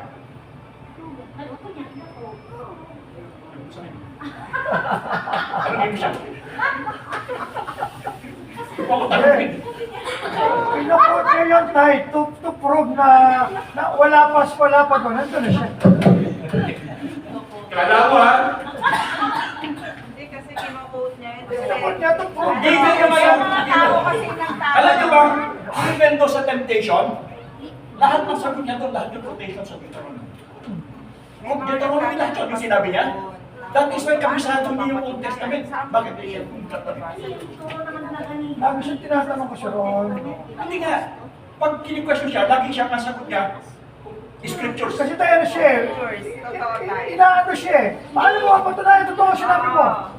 Lagi siya tinatanong ko Tapos siya ron. sinasabi po doon ng mga tao din na iba, ano, saan mong verse makikita yan? Siyempre, nag-aano siya doon sa Word of God. Kasi Mateo na talaga ang tulong ni Jesus sa lumang tipan, di ba? Si Pablo naman ang nag-quote ng New Testament, ng ano eh, ng Greece eh. Pero si Jesus, Old Testament talaga tulong niya po, di ba? Kasi doon yung mga na parito siya para sa mga Buddha na wawalang tupa na Israel. Pero meron ako ibang tupa. Sino po? Yun ang hindi. Opo, yun eh. Kaya nga, hindi lang kasi. Pero Pablo na po na sinanong ni Jesus. O, pero saan niya nakuha ang aral? Kay Kristo. Sinabi na po ni Jesus Christ yun. Doon Yung pala. pag-aaral ni San Pablo, hindi sarili niyang alam yun. Ah. Ang iniaral ni San Pablo ay natutuhan niya ng inilahad ng Panginoon nung siya'y nasa Arabia. Yun ang tinuturo niya. Ang tanong ko lang naman kayo kay Pablo, kung personal niya, hindi naman gusto Hindi nga. Hindi nga. Natapos na natin yung issue na yun, may panibago na naman tayo sa release ka eh. Nakalimutan mo agad. Tapos babalik ko doon sa luma. Huwag mo ulituin. Kung personal na encounter. Nasagot na natin yun. May issue na naman bago eh. Nag-raise ka na naman ng bagong issue eh. Tapos ngayon kakalimutan mo. Akala mo malilito mo ako. Hindi ah. Okay. So nakita natin dito na nagkaroon ng problema. Ngayon, nung pagdating ng 380, nung nawala na si Constantino, sumalit yung mga anak niya, at nung pumalit yung mga anak niya ay si Theodosius I. Okay? Itong si Theodosius I na to, mahigpit ito. I-declare niya na ang Christianity to be the state religion. Dito, Edict of Toleration. Dito, must sa Thessalonica. Ibig sabihin, doon sa empire niya, Kailangan mo talagang yung gawin. paganism na Dagonism, Mithraism, Pantheon ng Greece, Sol Invictus, plus yung Christianity and other form of religion, isa na lang. Wala na. Sama-sama na kayo. So, ibig sabihin dito, pati yung Apostolic Christianity, ang gusto ni Theodosius, isa na lang. Papayag ba yung mga Apostolic Christian? Hindi. Kaya lumabas sila, ito kaya nga may dagdag-dagdag. hindi sila sumama dito sapagkat pag sumama sila dito, sila ay magiging paganized na rin. Magiging katulad na sila. Hindi pero hindi sumama. So itong nung magsimula ng state religion na ito doon sa Council of Nicaea, ang religion na ngayon ng Roma dito sa eastern side, sa even sa Rome, religion nila Christianity na lang. Pero itong Christianity ito as a state religion is a syncretized Christianity. When you say syncretism, is kinuha mo yung isang paniniwala at inako mo ito'y iyo. Anong tawag dito sa pagkay kay manunulat? Ano ito?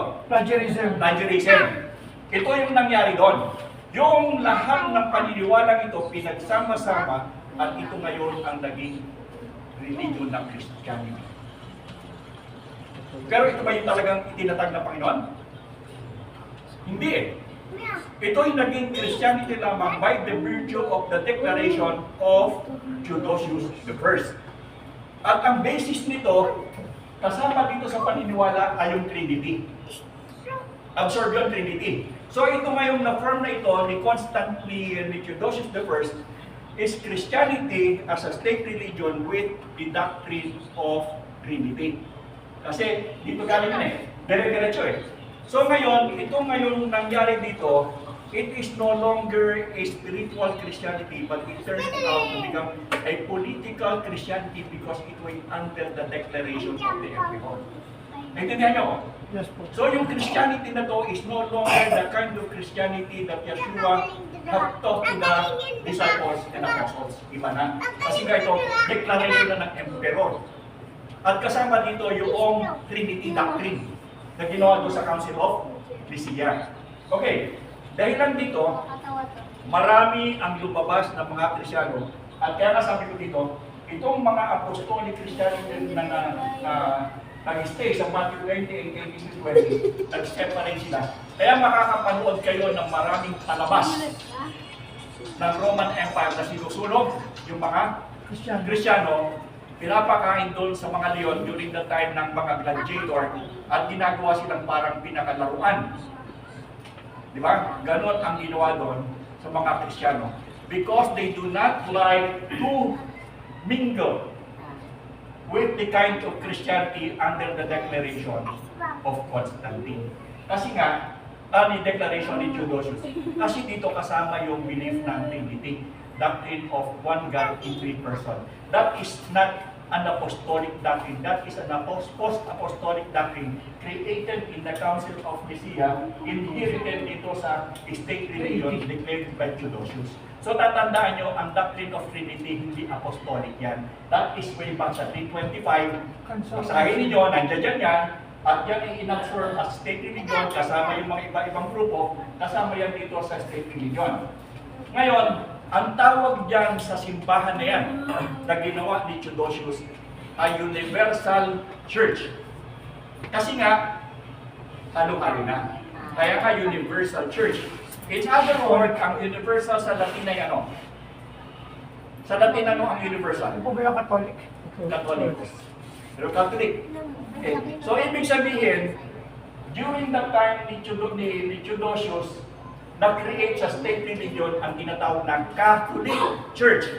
Now remember, ito ay Catholic Church, meaning overall religion, overall church, comprising of what I said, yung apat plus yung iba-iba pa. Pero humiwala yung apostolic. So the apostolic Christianity is not, they were not included in the Catholic Church. Hindi sila kasama. Kasi kayong Catholic Church, ano yan eh? Conglomerations of different things. Eh hindi namin kaya yan kasi hindi namin yung puro ni Yahweh. Kasi yan nga yung doctrine of Trinity. How will we accept the doctrine of Trinity na sinapchap yung si... Chapsoy na pala ito tayo. Ha? Chapsoy na. Oh, sinapsoy yun eh. So yung mga apostolic church, hiniwala na sila, hindi namin kaya yan. Ba't ang kabayaran higpit? Dahil lang sa ayaw niyo sumama, dito kayo.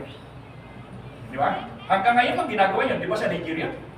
Ang daming pinatay. Nigeria ba yan? Yes po. Bakit? Kasi sila still isolate. Hanggang sa Russia, o pumunta kayo sa Japan,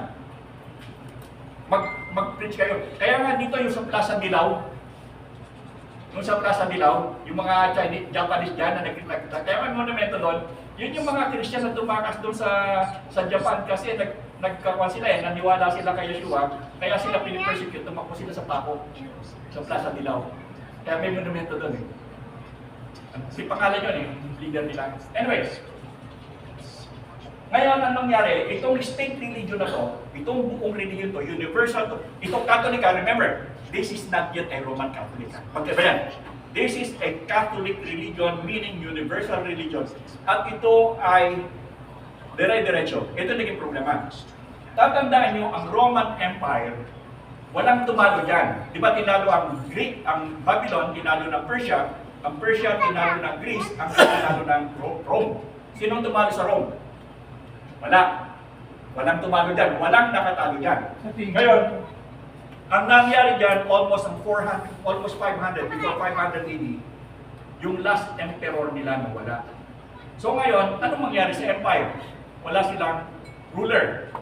Eh, di ba kasama yung mga pare, yung sa Universal Church? So may mga obispo dyan. So ang nangyari, yung mga obispo, they were able to, nakita nila, they took the opportunity, hoy, wala ng emperor. Yung obispo ngayon ang tumalit. Hindi pa papa, sila pa lang.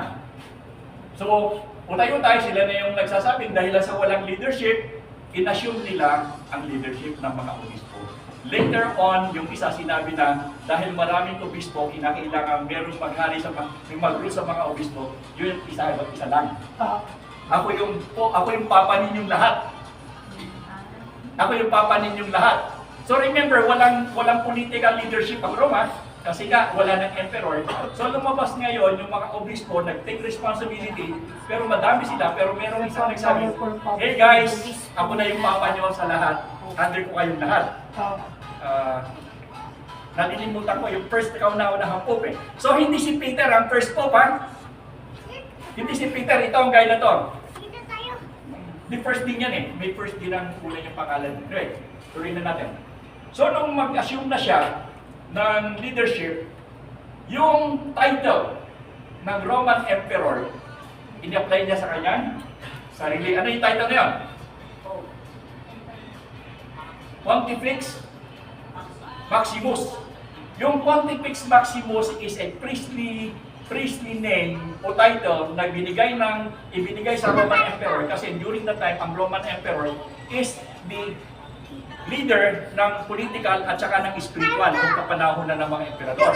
Eh, kaya binigyan nila ng title na Pontifex Maximus kasi totality yung kanyang leadership spiritually and physically. Ngayon, nung mawala na yon, ang ginawa ng Pope, ng Papa, yung Pontifex Maximus, kinuha niya, ako na ngayon ang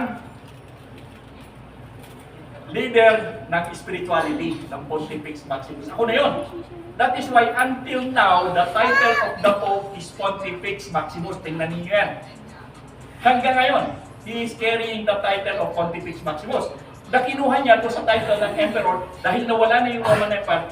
Kinuha niya yung title ng Emperor, inilagay niya sa sarili niya. That is why until now, the Pope is the Pontifex Maximus. Okay? So, ano nangyari? Tuloy-tuloy ang panahon, yung leadership ngayon, walang Roman Empire. Ito na po, ginawa niya, ako na yung pinuno. Kung may succession na. Naku, grabe yung succession niya, patayan talaga yan. Dilihan niya, simony. Patayan talaga yan. Para lang maging pope. Eh, akala na maganda yung pope. Kaya, basahin nyo kasaysayan yan. Meron lang ang pope, nagpatay na eh, pinahukay pa, tapos kinasuhan pa eh. Tapos kinalagkan dun sa dagat, sa ilog. So, Thames River, I think. So gano'n, patayin niya sa mga pope. Kasi nga political naman talaga, in reality, that is political. Hindi naman spiritual yan eh. Yung mga pope, yung galing sa Universal Church, universal pa lang yan. So lumago yan, at naging very powerful yung mga pope to the extent that they created their own kingdom. Not the Vatican yet. The Holy Roman Empire. Alam niyo kung sinong pinuno doon sa... Kasi di ba mayroong Catholic, Universal Church. But the Pope created his own empire na tinatawag na the Holy Roman Empire. Alam niyo kung sino pinuno nun? Tatay ni King Philip II. King Charles V. Natandang pa. Si King Charles V ang ini-assign ng Pope na mamahala sa Holy Roman Empire. Yun yung empire ng Pope. Si King Charles V Yan ang tatay ni King Philip II na noong 1521 pinapunta dito si Magellan at ginawa tayong Katoliko. Naintindihan nyo? King Charles V, yan yung tauhan ng Pope doon sa kanyang kaharian. Yung na yun yung tatay na pinapunta. In fact, sabi ni King Charles V, lahat daw ng mundo dapat Katoliko. Dapat Roman Catholic. Yun ang gusto ni King Charles. That's why, itong Pilipinas, nag-succeed siya. Nung papuntahin dito si Magellan, tapos yung mga huli na, and then they preached, lalo na yung mga Jesuits and everything, Agustinian, Franciscan, talagang ginawang Roman Catholic ang Pilipinas. Hanggang ngayon. Okay. Ngayon, dire-diretso na, itong Universal Church na to, nagka-problema. Na naman. Kasi yung itong Universal Church na to, remember na merong mga taga-west, yung Latin dito sa west side at saka sa eastern side. Nagdesisyon itong mga bishop dito sa western side na sabihin nila na yung daw Holy Spirit ay nagmula daw kay Yeshua o kay Jesus Christ. Nagkagulo ngayon. Ang sabi nung taga-eastern side, hindi pwede yan, hindi namin alam yung inyong desisyon na yan. Kaya nagkaroon ng split ang Universal Church. Remember, this is Universal Church ha? Yung Universal Church nagkaroon ng split, yung east at saka west. Yung eastern side, ito ngayon yung tinatawag na Greek Orthodox Church sa Constantinople na ngayon ay Turkey. Okay, tinalo na kasi ng mga Turkey yung mga Christian doon. So ngayon, itong Constantinople na ito yung eastern side, ito ngayon yung naging Greek Orthodox. Kasama yung Russia, kasama yung Ukraine, yung area niyan, naging Greek Orthodox yan. That is why Putin is still Greek Orthodox yan. Kristiyano yan. Oh, Eastern Europe, naging Greek Orthodox yan. While the Western Europe, itong sa ating ngayon, ito ngayon ay para ma-distinguish, no, the word in order for them to be distinguished that they have nothing to do with the Eastern side, they named their group as the Roman Catholic Church. Tandaan nyo, ang Roman Catholic Church only started in 1054 AD. Hindi yan nagmula na sinasabi nila sa Apostle Paul. No! Historically, tingnan nila ang timeline. Ay, ko binigyan natin yun. Sabi ko na ko yan. Sabi ko sa iyo, talagang... Kaya, kita nyo, empathic ako magturo. Because I've been doing that for many years at ngayon naintindihan ko na kung ano talaga ang nangyari. Now, noong 1054 AD, nagkaroon ng tawag na Great Schism, nagkahiwala yung dalawa. Pero itong dalawang ito, still naniniwala sa Trinity. Especially itong Western side. Naniniwala sa isang Diyos, na may tatlong persona, God the Father, God the Son, God the Holy Spirit. That is why that is the doctrine of the Roman Catholic, yung Nicene Creed. Okay? So ngayon, ito nangyari, naiintindihan nyo ba? Are you catching me? Still? Yes, sir. Okay. So nahati na Great Schism, nagkahiwalay. Now pumunta tayo doon sa western side. Na tinawag nila to identify themselves that they do not belong to the eastern. They call themselves Catholic Church. And yet, di sila nasa Rome sila, Imperial Rome sila. So tinawag nila yung grupo nila na Roman Catholic Church. So ito na ngayon yung western side, Roman Catholic Church. Ngayon, nagka-problema ngayon, pumunta tayo dito sa Roman Catholic. Itong Roman Catholic na ito, pinamumuluan ito ng Pope. Remember? So yung Pope dito naman sa eastern side, Patriarch naman ang pangalan nila, Patriarcha naman dito. Dito sa kanila, walang mga idol, pero silang icons. Puro mga icons sila. Dito mga rebulto. Dito sa western side. Kasi ang pinag-alanan nila yung mga pantheon ng mga different names ng santo. Kasi mahal. Ngayon, itong Roman Catholic Church na ito, walay na. Ito naman, Roman Catholic nga. Dito tayo pumunta. Noong 1517, naghiwalay ulit ito. Na-split ulit yung Universal, naging Schism, naging Roman Catholic Church, naging Greek Orthodox. On the part of the Roman Catholic, nag-split uli ito. Noong 1517, dahilan sa isa sa mga paring nila na si Martin Luther, nung pumunta siya sa Vatican, nakita niya yung ginagawa ng mga paring, bakit ganito? Tinuturuan niyo kami ng piety, tinuturuan niyo kami yung tawag din yung paghihirap, hindi tawag din eh. Yung naghihirap, yung magpapakahirap ka para sa gawain. Para kay St. Francis Pasisi po, Yeah, para ganun. magpaka-beggar sila. O, yun ang kanilang turo. Pero nung dumating siya sa Vatican, nakita niya yung lavish na handaan doon sa Vatican. So bakit ganito ang nangyayari? Samantala kami nandito sa baba, itong ginagawa namin, bakit pagdating dito sa inyong headquarters, ganito ginagawa nyo? Diba? So, nag-question si Martin Luther, tapos in-question ni Martin Luther, yung turo ng purgatory. Wala naman yung sa usapan natin, bakit biglang nagkaroon ng purgatory. But remember, during that time, pinagagawa yung basilika. Yung basilika ngayon pinagagawa yan, and they need money. So, what they did was to invent a method so that they could earn money. Yun yung purgatory, na kapag nilaglag mo yung coins mo doon sa baon, tumunog yung kumalansig, yung kaluluwa ng pinagdadasal mo, diretso sa langit. Sabi ni Martin, teka muna, wala naman yan eh. So, he debated with Tetzel. Si Tetzel yung namumulekta eh. So, nagdebate sila. At dahil doon, sabi ni Martin Luther, teka muna, hindi po pwede ito. So, Martin Luther, kinausap niya yung Pope, sabi niya, mag-usap tayo tungkol dito sa issue. Ayaw ng Pope. So, ginawa ni Martin Luther, gumawa siya ng 95 thesis, so 95 question. Nung ayaw siyang pansinin, ipinaskil niya doon sa pintuan ng simbahan. Ngayon, marami nakabasa. So, nagsangkayan sila kay ngayon Martin Luther. At like ang tulad na sinabi ko, that was also the day na invented ang printing press. Kaya na-print yung 95 thesis na to, kumalat sa buong Europa at maraming naniwala. And because of that, Martin Luther was excommunicated sa simbahan. Tinanggal siya. In fact, he was not only excommunicated, but he was already on a death list. Si King Charles V, yan ang kanyang ambisyon eh, mapatay si Martin Luther. Kasi nga, at saka yung ginawa yung Jesuit priest. Kaya si Pakantubar Santina, gano'n. Yun yung leader na ang purpose nila, yung lahat na naging Protestant patayin. I think there was one time 30,000 in one day. Protestant. Under ni, yung kapatid ni, yung pinsan ni Queen Elizabeth. When si Bloody Mary, that's why she was called Bloody Mary, because of the killing of the Protestants. Yung nahumiwalay sa Roman Catholic. Yung naging Protestant. Ang patayan ng grabe ha, 30,000, 10,000 in a day. Pinapapatay ni Bloody Mary doon. At yung iba tinutusok yung sa Inquisition, ilalagay ka sa loob tapos may mga yung tusok-tusok. Yung ibang buhay binibiyak ng mga Protestante, especially the Waldenses, the Huguenots and the Waldenses, talagang sa press talagang pinapatay sila because they deviated from the teachings of the Roman Catholic. Kasi nga kinwestiyon yung authority. Grabe, no? Ngayon, yun yung nangyari yun. So ngayon, ang nangyari, si Martin Luther, meron pa siyang isang nakasama, si John Calvin. Si Martin Luther, ang ginawa ni Martin Luther is yung German Bible, ay yung Latin Bible, itinranslate niya sa German. Kaya maraming mga Germans ang nakaintindi ng Bible ngayon because it was translated into their language.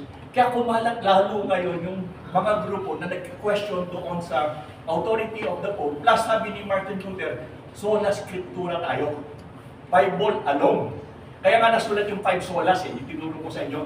So yun, nag-stick sila doon sa 5 solas, itong mga nag-deviate from the Roman Catholic doon sa West. At po doon, pumasok pa kayo si John Calvin na dala niya yung tulip. T-U-L-I-P-I, diba? T-U-L-I-P. So ito ngayon yung naging basihan ng mga humiwalay doon sa Western Church na tinawag ng mga Pope na ito daw ay mga Protestante because they do not adhere to the teachings of the Roman Catholic anymore. That is why they are Protestants. Ito ngayon ang problema. Itong mga Protestants na to, they were able to get away from the administrative ng Roman Catholic Church. Nakahiwalay na sila, nagkaroon na sila, nakabalik sila sa naturuan ng Bible alone, at nakabalik sila sa katuruan ng pananampalataya lamang, which is turo ng tulad ni John Calvin. Okay na lahat, at ganun tayo lahat. Isa lang ang problema. Yung Trinity, hindi naman. Hanggang ngayon, di ba? Naniniwala kayo sa Trinity, which is galing dito. So, ito yung tayo ay Apostolic Christianity, and yet, dala natin pa rin yung doctrine of Trinity na naging galing doon sa Council of Nicaea. Nadala yan ng mga Protestante, hindi nila natanggal yung doctrine of Trinity kasi nag-concentrate sila doon sa teachings of salvation by faith alone. You were not able to take out the doctrine of Trinity na nanggaling doon kay Emperor Theodosius. At ngayon, hindi lamang yung sa Protestant, minana ito ng mga evangelicals. Kaya nga hanggang ngayon, ang mga evangelicals, parang ano yan eh, naniniwala sa kaligtasan na pananampalataya lamang, pupunta tayo sa langit, maintindihan natin. And yet, nandoon pa rin yung presence of understanding ng merong isang Diyos sa tatlong persona na hindi naman itinuro ng apostol. Ngayon ang tanong, paano yan? Ako ba ay maliligtas? Tama naman yung aking pananampalataya, hindi ba? Wala naman sa pananampalataya natin. Exactly that is apostolic. Ito yung itinuro talaga ng kasulatan na biyaya lamang sa pananampalataya. Kaya lamang ang problema natin. Hanggang ngayon ay hindi tama ang pagkilala natin kay Yahweh sapagkat kinaputsa pa rin natin si Yahweh sa isang Diyos sa tatlong persona na hindi naman itinuro ng mga apostol. Dahil yun ay galing sa Council of Nicaea, dahil doon may awayan. Nag-away-away sila doon. Kaya ginawa yung doktrina na yun para ma-consolidate yung empire. Walang magugulo. Hanggang ngayon yan. Now, ang tanong, balik ulit tayo sa number 1. May buhay na walang hanggan ba? Pag trinace back mo, totoo hindi? Sa kasaysayan. Hanggang ngayon. Totoo ba na mayroong pinagkulan? Na Matthew 28:18-20. Huy! Meron ba? Ayon sa kasaysayan? Meron wala? Meron? Meron wala? Kung meron, di may buhay na walang hanggan. Simple logic, di ba? So huwag na kayo magduda kung may buhay na walang hanggan. Hindi ko ini-issue dito yung Trinity. Ang ini-issue ko dito, totoo ba na may buhay na walang hanggan? Kaya yan, kita-kita nyo. Di ba? Paano pa kayo magdudula? Ayan na! May magduda pa kayo, ewan ko na kayo. Kaya nga sabi ko, nung ito'y matutuhan ko, everything is good. Kasi ang pinakamahigpit na problema natin, kahit tayo mananampalataya, kapag mayroon tayong sakit o kapag malapit na tayo mamatay, kaya di ba? Now you know.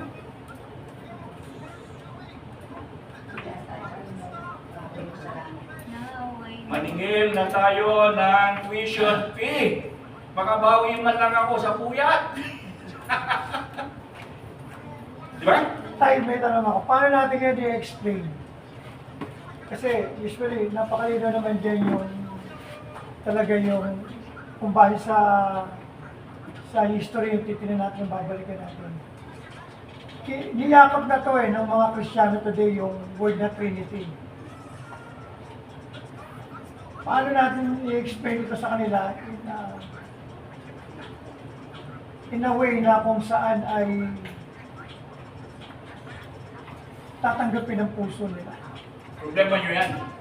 Huwag nyo akong idawit yan. Kasi pag mumula ng away, ayaw kong magalit sa akin. Di ba? Eh paano yung mga ibang pastor na hindi nakarinig ngayon ng klase natin? Di ba? Tapos sasabihin mo lang hindi naman nila naintindihan yung turo natin. Sino nagturo sa inyo yan? O, di ba ako tatamaan, hindi naman nila naintindihan yung tinuro ko. Kayo, maliwanag na nakita nyo, sila hindi. Tapos sasabihin na, yung pala, turo na wala daw Trinity. Di sino may kasalanan? Di ako. Ang issue lang yun is, sinabi simply separate sila. Separations. Magkakaibang distinction. Magkaiba. But they are one. Pero magkaiba kasi iba yung anak, iba yung spirito, yung Holy Spirit, magkakaiba yun eh. Tatlong persona magkakaiba yun eh. But they are one. The Father is not the Son is not the Father, Spirit. and the Spirit is not the Father, is not also the Son.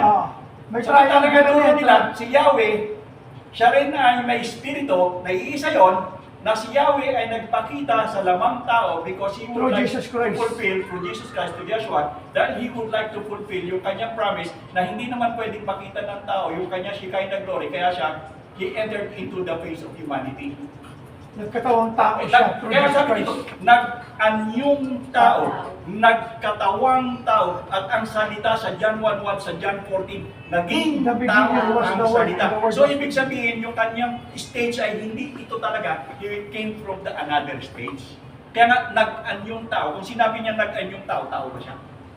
Nag-anyo lang eh. Nagpasayo lang. Binita siya, may pinagmulan. So wala, hindi siya persona, hindi sila hiwalay na hindi Hindi sila siya yung wala na persona. Isa. Kaya nga sabi niya, ako tanga may isa, kaya nga mapatuhin siya eh. Because the Jewish faith, the Jewish community understood what he said.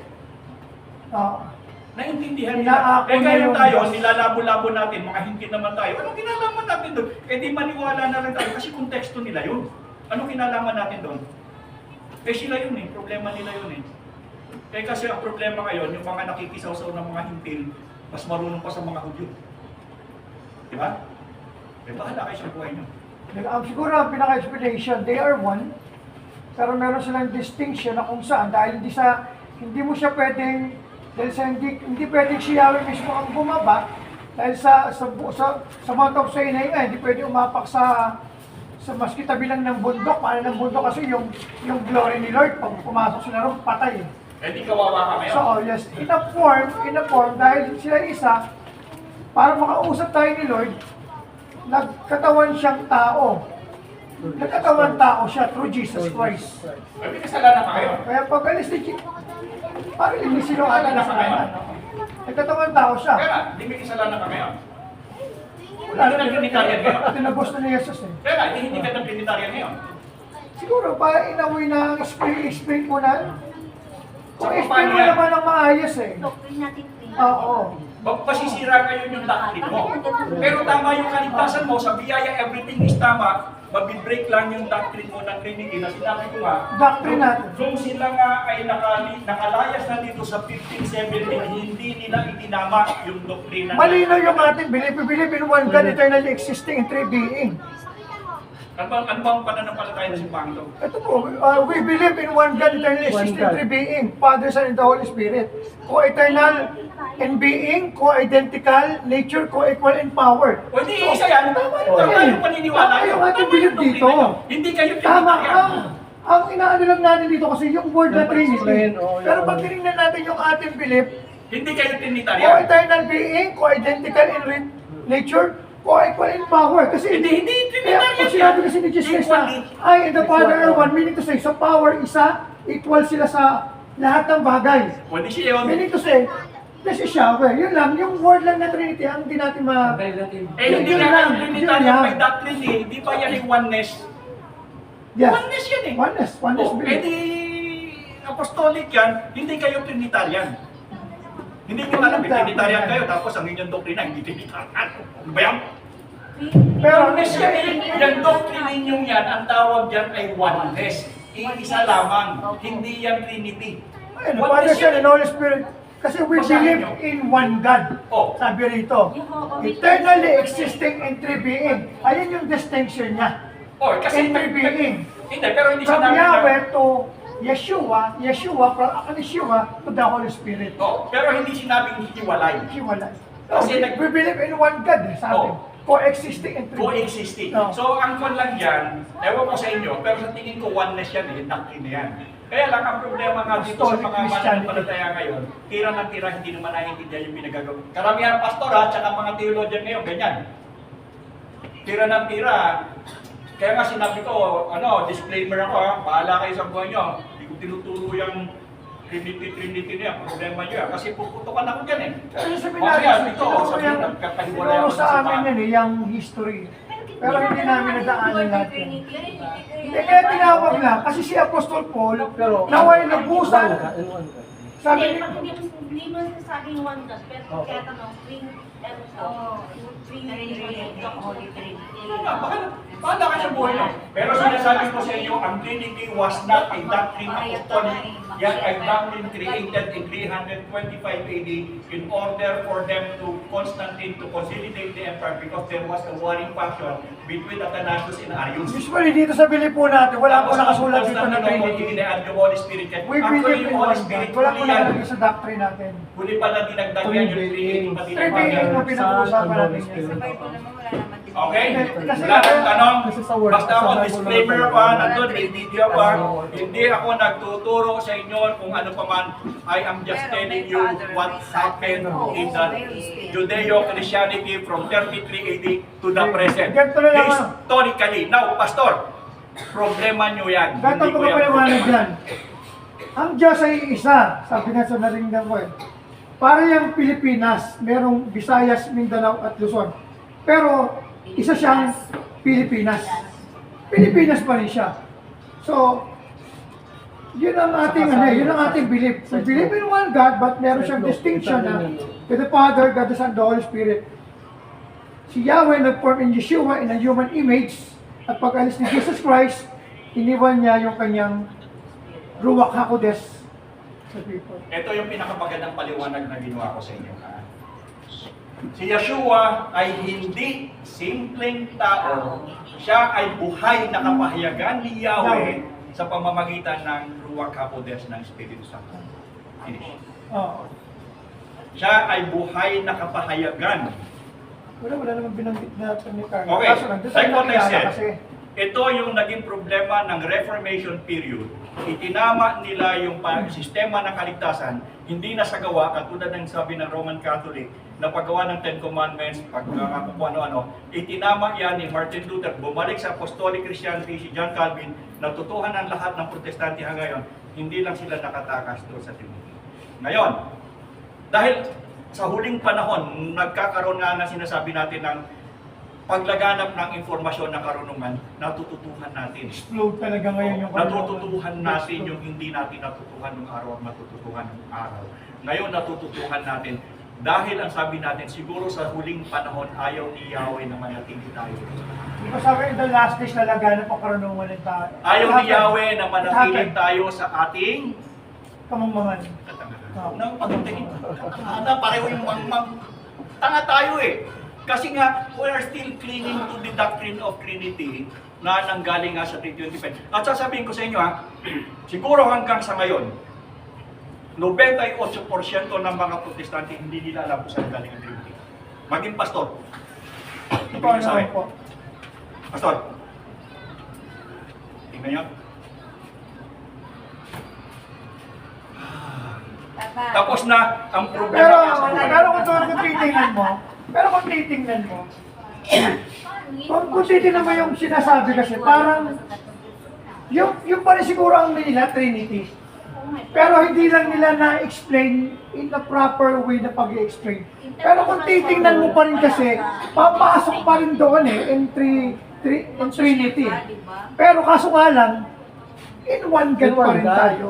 In one God pa rin tayo. Yun pa rin ang ating stand. Kaya yung laging sinasabi, tatlong Tinawag lang talaga si Nitarya kasi yung kanyang yung kanyang manifestation, yung kanyang ginawa parang sa tatlong Trinitarian yung kanyang pagkakagawa. Okay, actually, ang problema ninyo, okay, guys, pakinggan nyo to. Guys, pakinggan nyo to.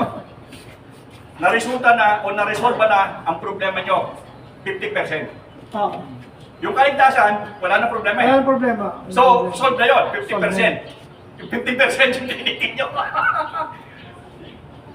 Problema nyo yung i-resolve yan. Like what I'm saying, ako, hindi ko alam, sabi ko sa inyo, for many years, I could have been very rich, very maraming opportunity, and yet, kung ako'y siguro yung naging mayaman agad, kung ako'y nakakuha ng trabaho, hindi ako nakarating dito sa puntong ito. For many years, wala talaga deprived kami ng family. I mean, hindi naman kami pinabayaan. May peace kami. Hanggang ngayon, may kotse nga kami. Madami pang pa, nakakakain pa ngayon. Sobra-sobra nga pagkain natin kagabi kami. Busog na busog ka kagabi. So, tagaytay pa kami kumain na. All the provisions were there. And yet, hindi ko makuha. Yung gusto ko na yung bahay namin ay merong supang maganda, tapos may chandelier, tapos maganda yung curtain. Wala eh. Wala. Pero kung ako'y nagkaroon kaagad noon, yumaman ako sa palagay nyo, nakapag-aral ako ng ganito. Hindi. Hindi ka na nakikilala. O, hindi nga ako makikilala. Nung hindi ko kayo kilala. And yet, that was, ang sabi sa inyo, hindi pwedeng magkamali si Yahweh according to Islam. Kapag, Bakit ang tao? Bakit ang tao? Kumbukso. Tapos may salita. Mas easy. yung katawan is basically the outward. Ito yung sisidlan ng ating spirit. Parang,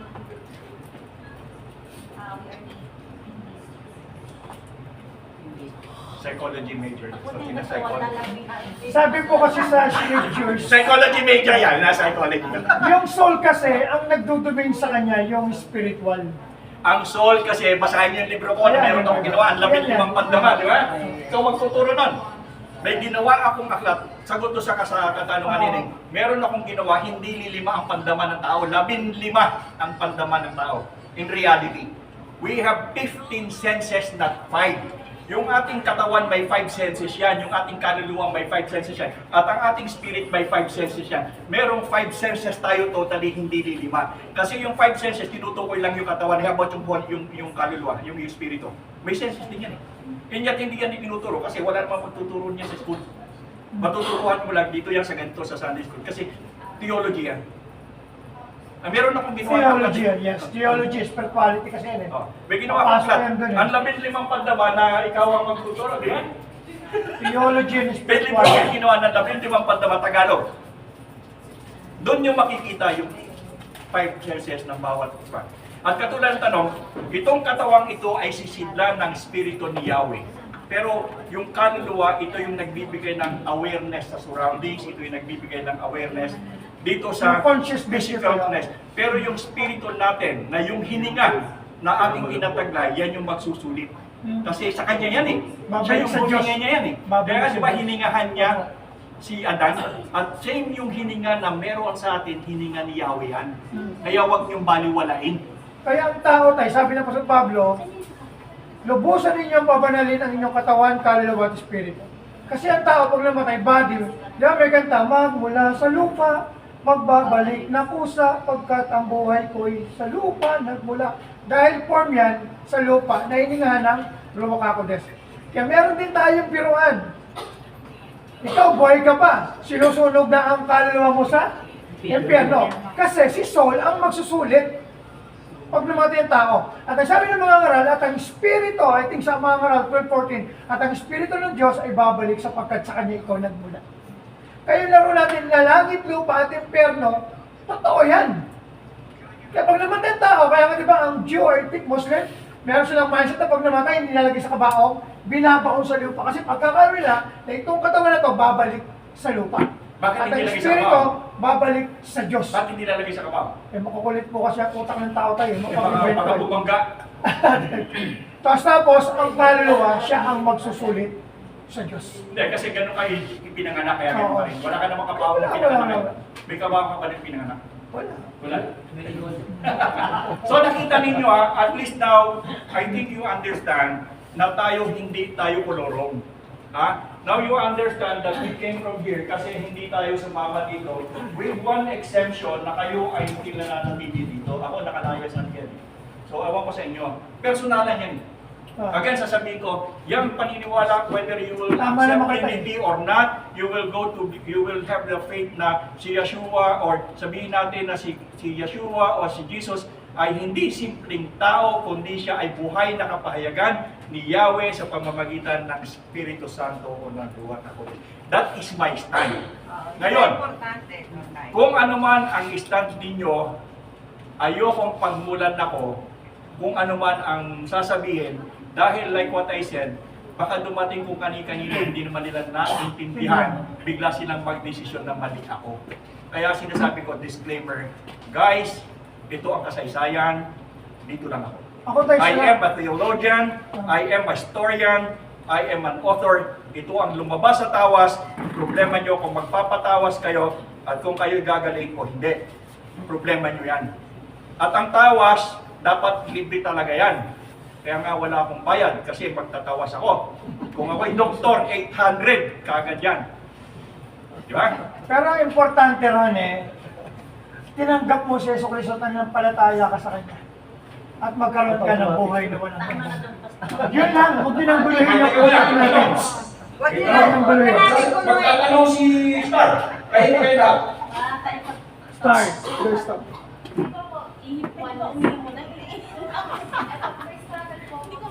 Huwag din ang guluhin yun lang. Tinanggap mo si Yeso sa nanampalataya.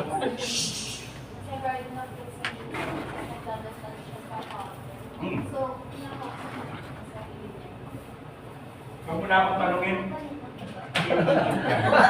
Yan ang sagot. Pero hindi niya kinakausap. Bibigay ko sana sa iyo pero Kasi- wala. Siya yung nagtanong, yun na yan. Yan yung exegesis ng antay ano yan. And a form of Exactly, flesh, eh. nandiyan na lahat yung sagot sa tanong mo. In a form of the flesh eh. Huwag ka na magpanay doon ako. Yun ang sagot. Bibigay sana daw sa inyo tatay. O, Sayang. Huwag mo, nauna ka kayo. Gusto niyo gagawa ko rin kayo. Ayan na.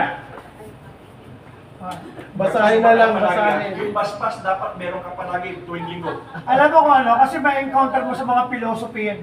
Ayan na nga. Ah. Ito na. Bibigyan ko kayo anak.